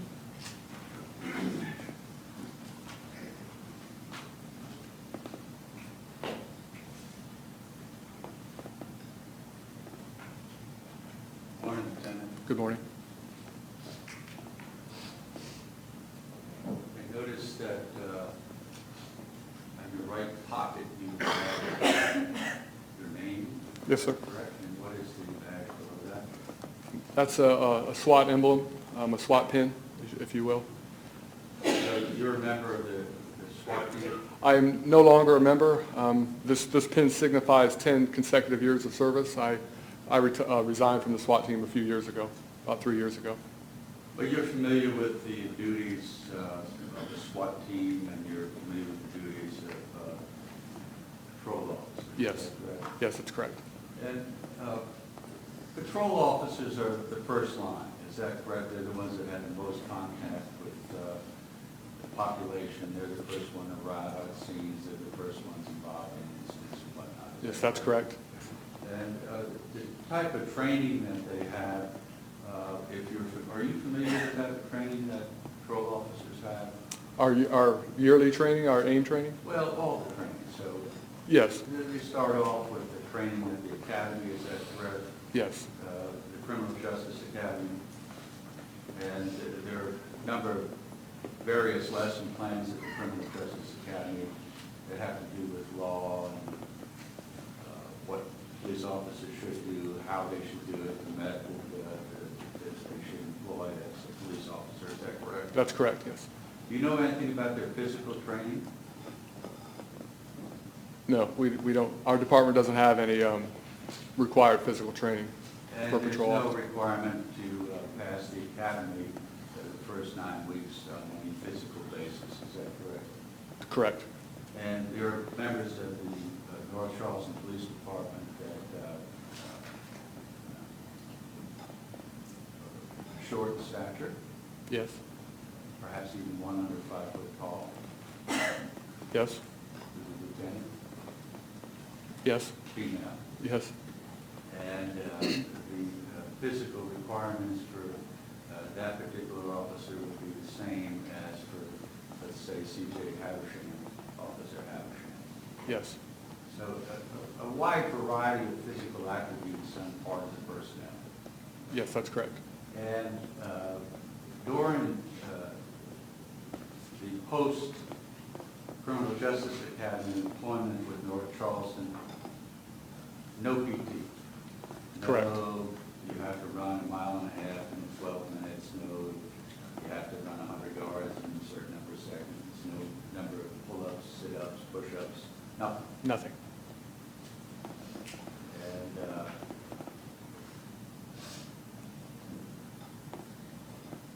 And in anticipation of that, then it would almost be fundamental to the management of North Charleston that different police officers would have to use different assets during their progression of the levels of force. Correct, yes. And it would also be fundamental to the management of North Charleston that sometimes one officer on their own would be more difficult going through the levels of force, the continuum of force, than when there are multiple officers available, correct? Correct. Now, the training, there's been some testimony about the training after the Criminal Justice Academy, but let me ask you first the Criminal Justice Academy. In that 9 weeks, do you know how many hours or days or weeks are spent on training the fundamentals of the use of the taser? I don't know the number of hours. Do you know how many hours is spent on training the fundamentals of use of a lethal weapon? I don't. And when you get somebody graduates from the academy and arrives at North Charleston, is there annual training that one must go through? Yes, they're with they get assigned to a field training officer, and they spend time with, actually there's two. They'll spend time with their main field training officer, they'll go to a secondary, and then they'll come back to their primary field training officer. Then after that, are you referring to our yearly training that we have, our AIM training? Yes. Yes, once a year we do annual training. In the initial training at North Charleston, you used the term field training officer. Yes, Is that where a new employee would be teamed up with an experienced police officer, yes, and that experienced police officer would evaluate the newcomer on a daily basis with a written report? correct. Do you have access to, or have you seen the daily report of the FTO involving Michael Slager? I have not. Would the FTO daily report indicate the type of officer he was in terms of future assignment? Yes,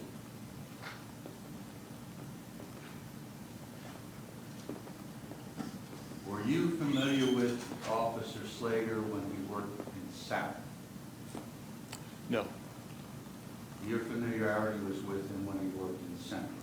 I knew of Mike, I recognize his name, but yeah, he'd never worked for me, or I've never worked with him until, correct, he came to Central. You were the supervisor of his supervisor in Central. Correct, yes. If he had been a problem to his supervisor, you would have known about it because of your position. Correct, The fact that you didn't know anything about it is an indication that he was always in compliance with the rules, regulations, and policies of the North Charleston Police Department. correct. Is that? That's correct. That's fair. You are familiar with the CompStat statistics in North Charleston. I am. And CompStat, I think we've heard about this already, but I want to review it with you to make sure we're correct, is Okay. that CompStats is a method of police use of assets directed towards the more problematic areas of the community. Is that correct? That's correct. And CompStat statistics are reviewed by management on a regular basis to employ the most resources to those areas that require the most resources. Yes, that's correct. And those areas that require the most resources in police work are those in which there's the most criminal activity. Is that Yes, that's correct. And as the overall supervisor of the city, that was your position on April 4th, Correct, yes. you're familiar with the different CompStat areas throughout the city. Yes, And you're familiar that both on that day, historically, Zone 4 of Central Bureau, specifically the Charleston Farms area, has always been the most notorious crime-ridden section of the city. not always, but a good fair bit, yes. And on April 4th it was. Yes. Yes, And that is why not just one, but two officers were required to patrol a very short, small area of Zone 4. yes.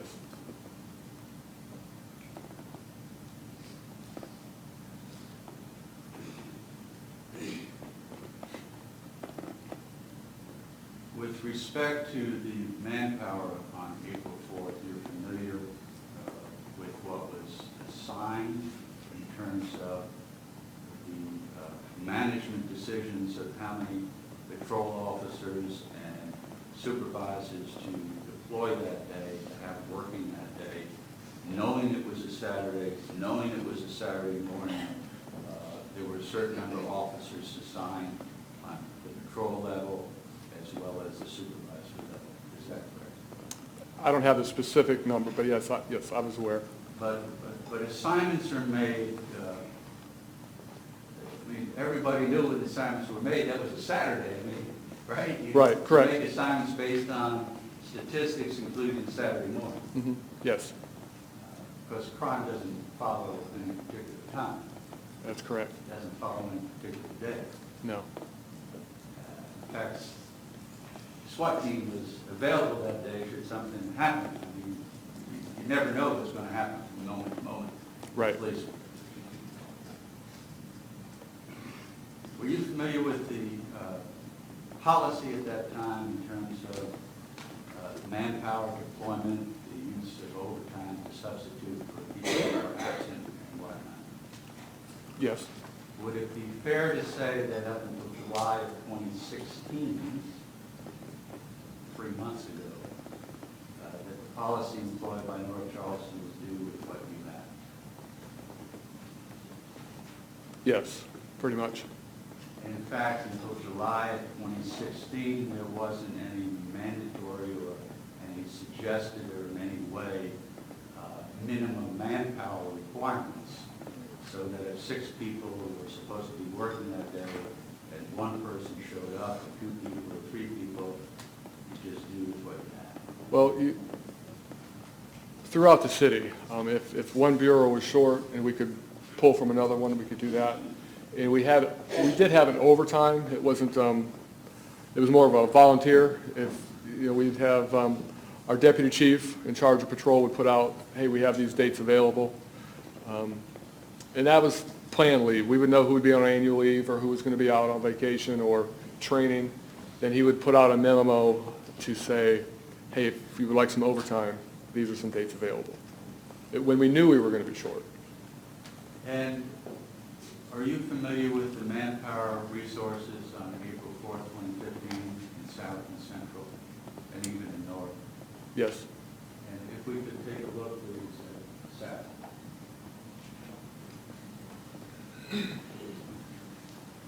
So even though, as they're looking for that, even though patrolmen are assigned to a specific zone, it all depends on what's going on. I mean, that in theory is good, but you never know when there's going to be anything from an automobile accident to an armed robbery or some type of violent crime. Right, that's correct. And so the management then would readjust assignments to where they're needed. Yes. Now, on April 4th, are you familiar with the manpower in South?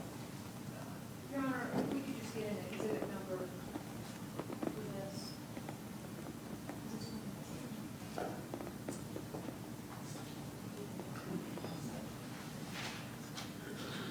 I'm told it's number 7.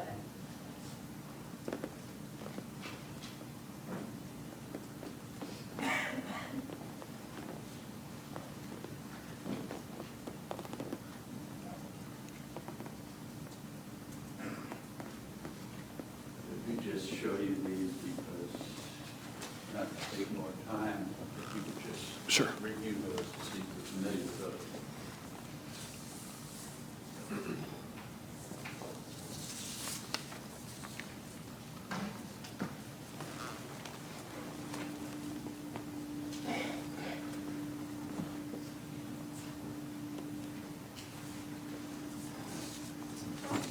Let's start off by looking at defense exhibit number 5.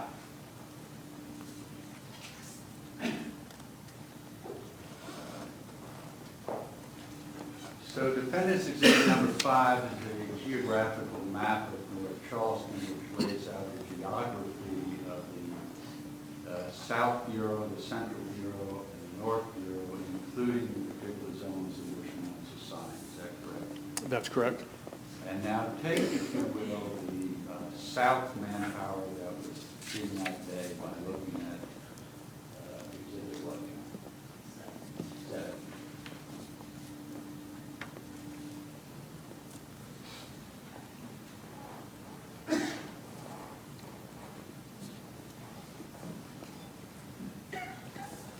Now, I've got it. so, but I want the jury to have it as well, please. Thank you, Lieutenant. Now, if we could blow that up, please, thank you. So, in the southern division, the south part of the city, April 4th of 2015. Sergeant Gann is listed on the top. He was the sergeant for that area. Correct. And he is the supervisor who reported directly to you. That's correct. One of, in theory, at least 3 who should have reported to you that day, correct? Correct. Team 2, where it says off that day, has nothing to do with April 4th, correct? That's correct. That's manpower that would alternate with Team 1. That's correct. Various days. So in South, we have how many patrolmen were assigned to work that day? Looks like 2. Well, actually, 5 were assigned. Well, and- two are working. You're right. There's 5. There were 5 assigned to that team. So 60% absentee rate that day. Yes. in South. And the reason for their absence of PFC Glenn was that he was getting comp time, Correct. which meant that some supervisors, somewhere up the line, said that, Officer Glenn, you can have the day off today, you don't have to work the 10.25 hours. What that, basically, yes. He had worked on a day when he was off, and he was given this day off for working that day. And PFC is a Steinbrunner. Steinbrunner, yes. He was on annual leave that day, She was, yes. or she was. Yes. And some supervisor gave her the authority to be off that day. And Champion was also on comp time that day. Correct. So the area of the Southern Bureau, or the Bureau South Bureau, excuse me. Can we go back to the Manpower, please?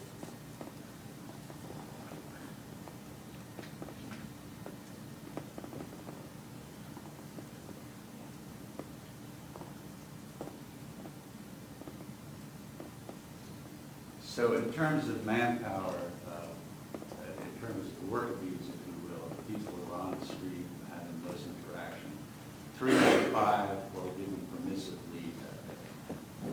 Yes. Now, just north of South is Central. Let's look back on the map and see where Central is located.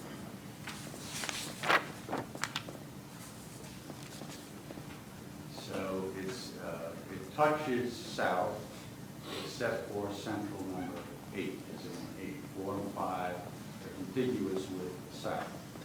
And in Central that day, let's look at the manpower.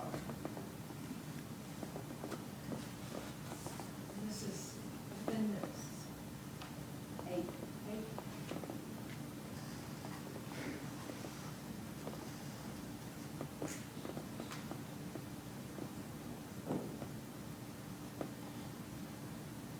Now, in Central, assigned manpower would have been a sergeant by the name of Webb, Yes. and he was given off that day. That's correct. And that had to be a management decision to give him off for training. Is that correct? That's correct. And PFC Lawrence, it indicates she was on annual leave that day. Do you know if that's correct? I would just have to go by this. I would assume that's correct. It's marked on there, it's annual leave. I couldn't remember for sure. But And Officer Bailey was not working the streets that day. Is that correct? correct. Bailey had been injured at some time. He was on light duty, yes. Light duty for workers' compensation. And Freer was on sick leave, had been on sick leave most of the past year before this incident. He'd been on sick leave for a while, yes. So no surprises in terms of anybody calling in that morning. These were absentees of long standing. Yes, we were aware of them.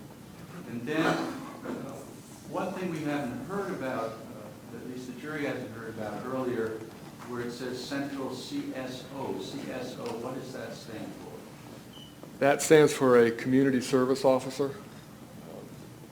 They're not police officers. They're just, they drive pickup trucks and they, flat tires or parking lot accidents, they can work that. Calls that don't involve any violence, they can take shoplifting calls if there's no suspect. Things that are, they don't have power to arrest or anything like that. So any non-arrest calls usually they can take. And they can do more ministerial type work that doesn't require a badge and the power to arrest. Correct. Included in that, they do accident reports. If it's on private property, yes. They can do transport. No, they don't do transport, no. So could they like pick up equipment and move it from one location to another? They could, sure. Could they move evidence from one location to another? No, I don't believe they do evidence, no. Could they pick up an iPad? For a report? If somebody called from Baltimore and said that they left their iPad. There's certain calls that they can do and they can't do. Now, in terms of assignments, Lieutenant, on that morning,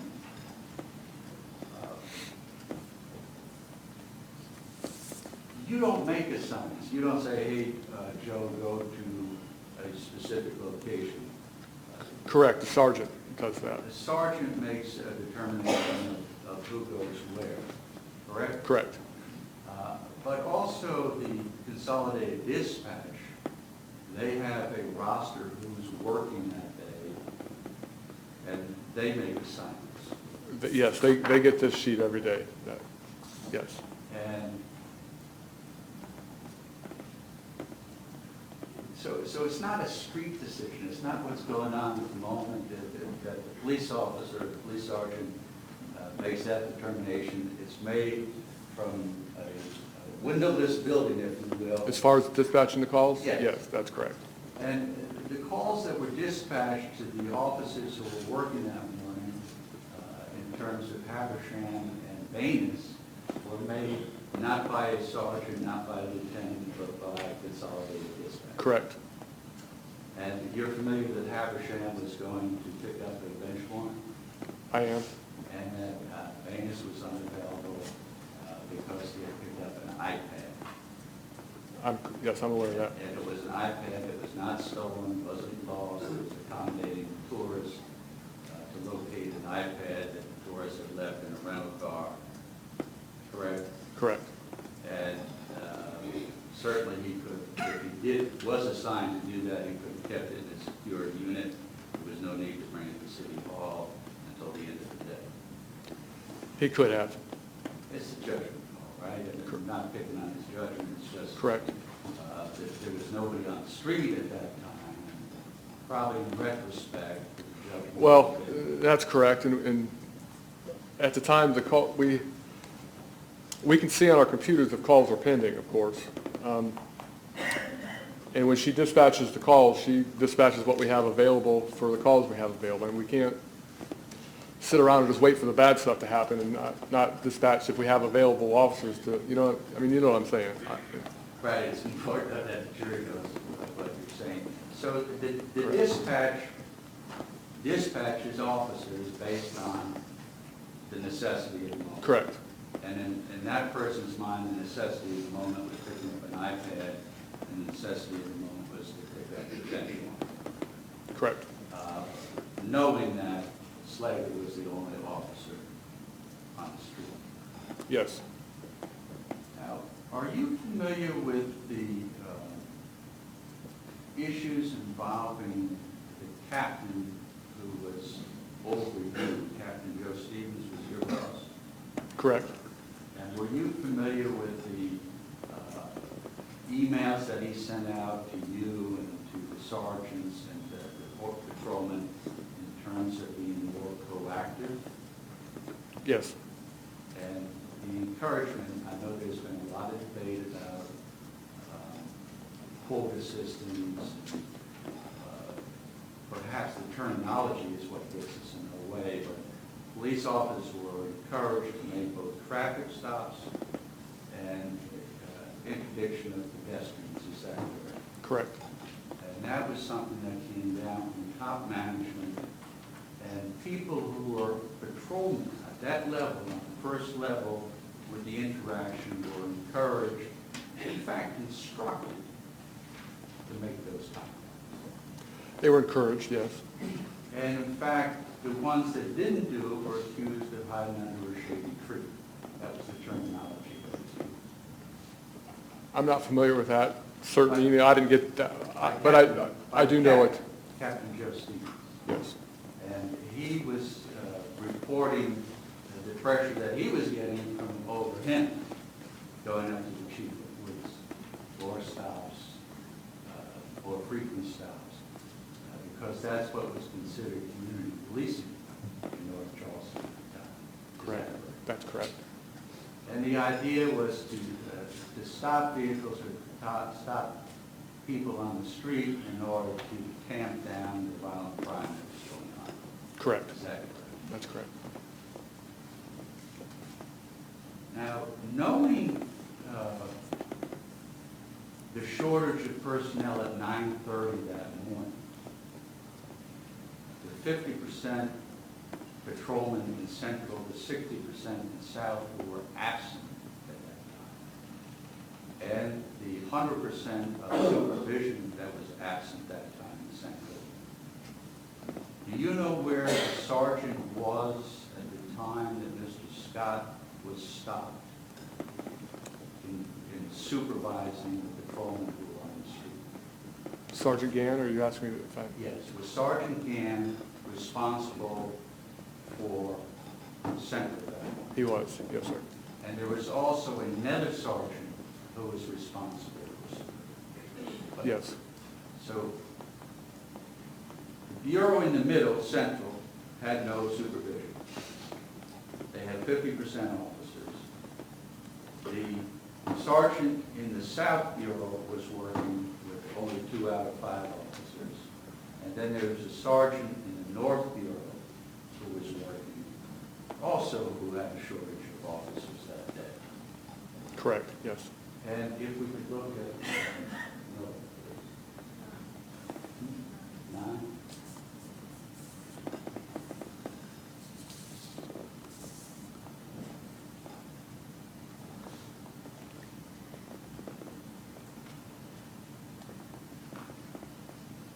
So in the North, Sergeant Lawrence was on duty that morning, and then 2 of the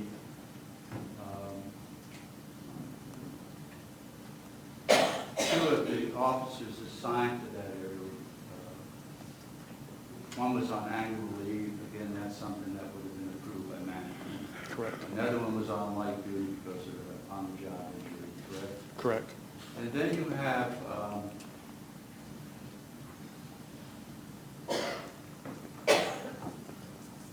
two officers who were doubled with their training officers. Correct. So of the officers who were working that morning, they also had the distraction or the supervision of 2 rookies who were still within their training. They were still in the FTO phase, yes. So not only in addition to the absentees, but also the distraction or the supervision required for the FTO of the rookies Correct. at 9:30. Yes. Correct? Correct. Now, do you know where the sergeant who was available, or Sergeant Gann, do you know what he was doing at the time that Mr. Scott was stopped? Prior to this, he conducted a traffic stop. I do know that. So if the prosecutor would be concerned about the judgment of I would officers, object to the prosecutor's concern. It's not relevant, and it's beyond this witness's knowledge. May I hear the complete question? if the prosecutor was concerned about judgment of a patrol officer, if the sergeant who supervised the patrol officer was doing the exact same thing, would that indicate to you that the judgment of the patrol officer was consistent with his supervisor? And the objection is sustained. What was Sergeant Gann doing at 9:30 that morning? He was on a traffic stop. And as the sergeant, would he be directly knowledgeable about the assets, the resources, the manpower on duty that day? He would, yes.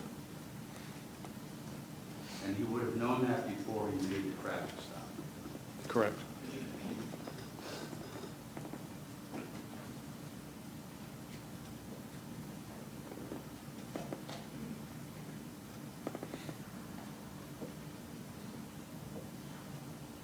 Thank you, court's indulgence.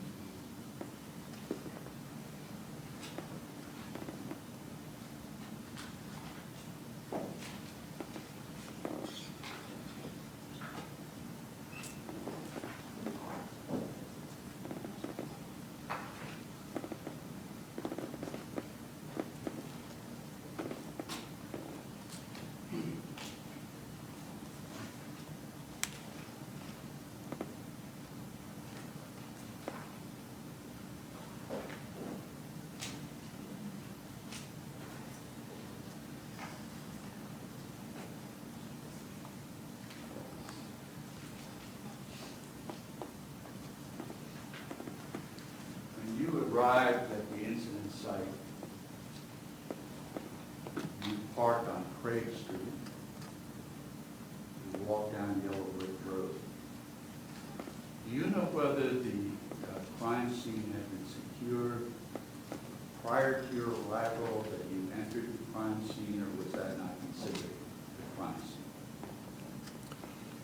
What do you mean by secured? Now, to maintain, At the time I got there, we had no, I don't believe there's crime scene tape up or anything to, let me go through a series of questions with you with respect to what a crime scene is in the real world. So is it fair to say that a location, a geographical location where an incident happens, criminal or non-criminal, an incident that's investigated by the police department, there's typically a secure area defined by yellow tape that prohibits civilians from coming and entering that area without justifiable reasons? yes, correct. And that morning of April 4th, was a crime scene identified before you got there? No, And on Craig Street particularly, that's a thoroughfare, is it not? yes, And pedestrians, bicyclists, motorcyclists, and vehicles would have been going up and down prior to the time it could be secured. yes, And one of the first things you did was to order the security of the crime scene. yes, And that was carried out by others putting up crime scene tape, to put up a warning, hey, don't enter, is that correct? right, correct. And with respect to the crime scene, even those who are given permission or have a need to be in the crime scene, a log is kept. That's correct. And the reason for that, for the benefit of the jury, is to preserve evidentiary value, That's correct. so that matters of evidence that are there are secured. Yes, That was done. yes. And who determined at that time what the crime scene was? Gosh, In other words, the areas that were secured. just officers on the scene at that time. It wasn't until later on that the State Law Enforcement Division had responsibility for identifying the crime scene. Correct. Now, with respect to your interaction with Mr. Slager that morning, you spoke to him, as you said.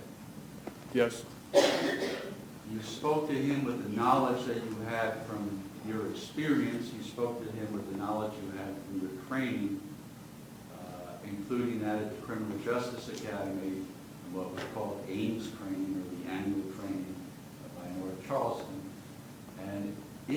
training, everyone is taught that there is visual and auditory disruption in a traumatic event. Isn't that correct? Correct, yes. So that you did not expect or anticipate when you asked him how he was doing and what happened, that every finite detail would be presented, because based on the training of the Criminal Justice Academy and by your department and the policy and procedures of your department, you know that's not possible. Correct. So to sit here 18 months later and analyze someone's statement in the calmness of this courtroom with reflection and thoughtfulness is not the same as seeing somebody who's under the influence of just having been involved in the death of someone. Is that correct? That's correct. And when you saw Officer Slager that morning, he didn't look at all like he does now, sitting at the table, or any time in the past 18 months. He was, in your words, in shock. He was, I would call, I don't know if I used that word, but yeah, he was disheveled. His uniform was, you know. And when you looked at him, you could tell immediately he had been in a ground fight by the condition of his uniform. Yes. The cuts and the contusions and abrasions that he had, correct? Yes, correct. And he told you immediately, without reflection, that the taser was taken from him that morning? He told me that, yes. And he told you all the various steps of use of force, the opportunity for compliance by Mr. Scott that were ignored? He did. And the progression of use of force against Mr. Scott, none of which were complied with? Yes, he did. Mayor, And I would object to the form of the question. We'll get a lot of testimony here from Mr. Savage. You can ask the question. We appreciate it. May I proceed? Please do not ask compound questions or double questions. Single questions, please.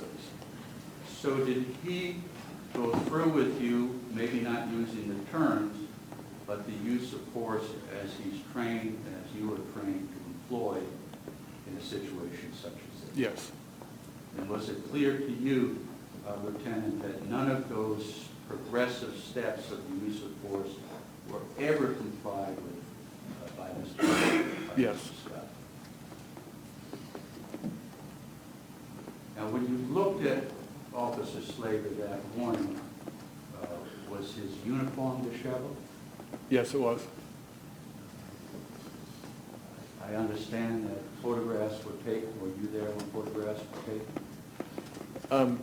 We went, I don't recall photographs taken on scene. When we were at headquarters, when the evidence was turned over to SLED. And did you notice that there was blood on his uniform? I did not notice blood on his uniform. Did you notice there was dust or dirt on his uniform? Yes, I did. And did you notice that he was brushing that off? Yes. And you noticed that there was dust and dirt on his pants and that he brushed that off as well? Yes. Based on what you observed of him that morning and what you observed of his uniform and the condition of his uniform, was there any question in your mind that he had been in a on-the-ground fight? No, there was no question.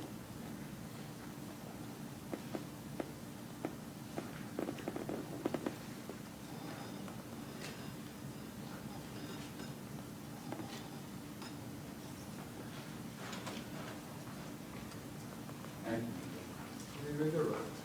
No question in your mind that there had been a, quote, fight. Correct. But he never told you he was kicked, He didn't. never told you he was punched, No, never told you he was bitten, no, never told you he was spit on. no. And you've seen the video, I have. and you've seen Officer Slager on that video. Yes. Radio still attached? I couldn't make that out. I don't know. Could you make out that his buttons were still buttoned, or his shirt was still zipped? I Couldn't couldn't make that out? I couldn't. Could you make out that his shirt was not untucked in that video? No.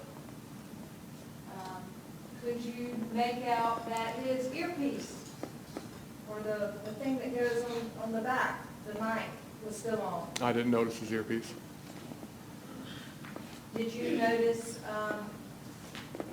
that he had on his firearm, or a firearm? Yes. You noticed that he still had on his belt? Yes. You noticed that he still had on his radio? Mm-hmm. Still had on his microphone? I don't know. I don't recall the microphone, no.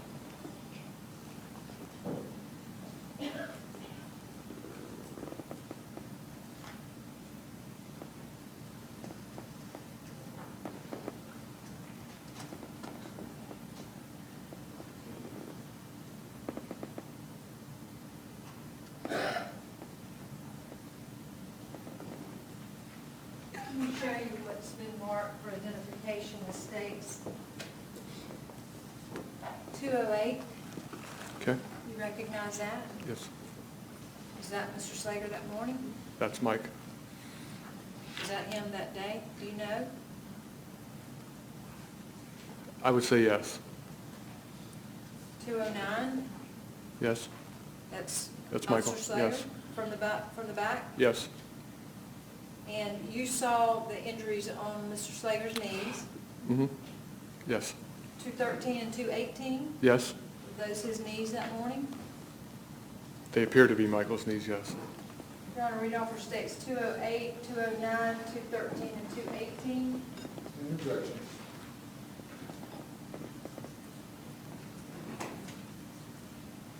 We object. And the basis for the objection? That is not how we looked at the time that Lieutenant Bowman first saw it. All right. Those photographs were taken after we had an opportunity to clean up. All right, Solicitor? Response? We'll withdraw the offer to introduce him. The witness has identified him. We'll lay the foundation with another witness, that's fine. All right. If we could pull up Santana video, which is State's Exhibit 37.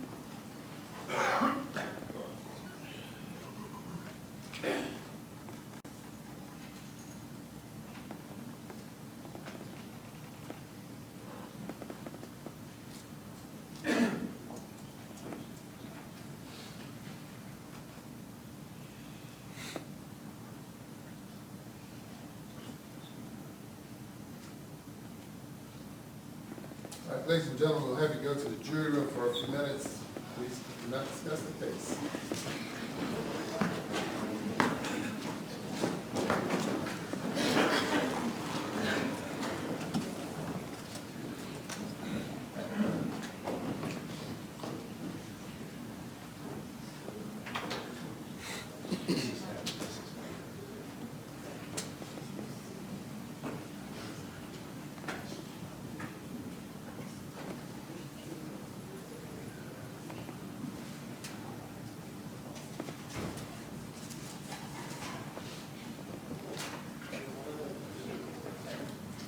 Sir, you may step down. Please do not discuss your testimony during the recess.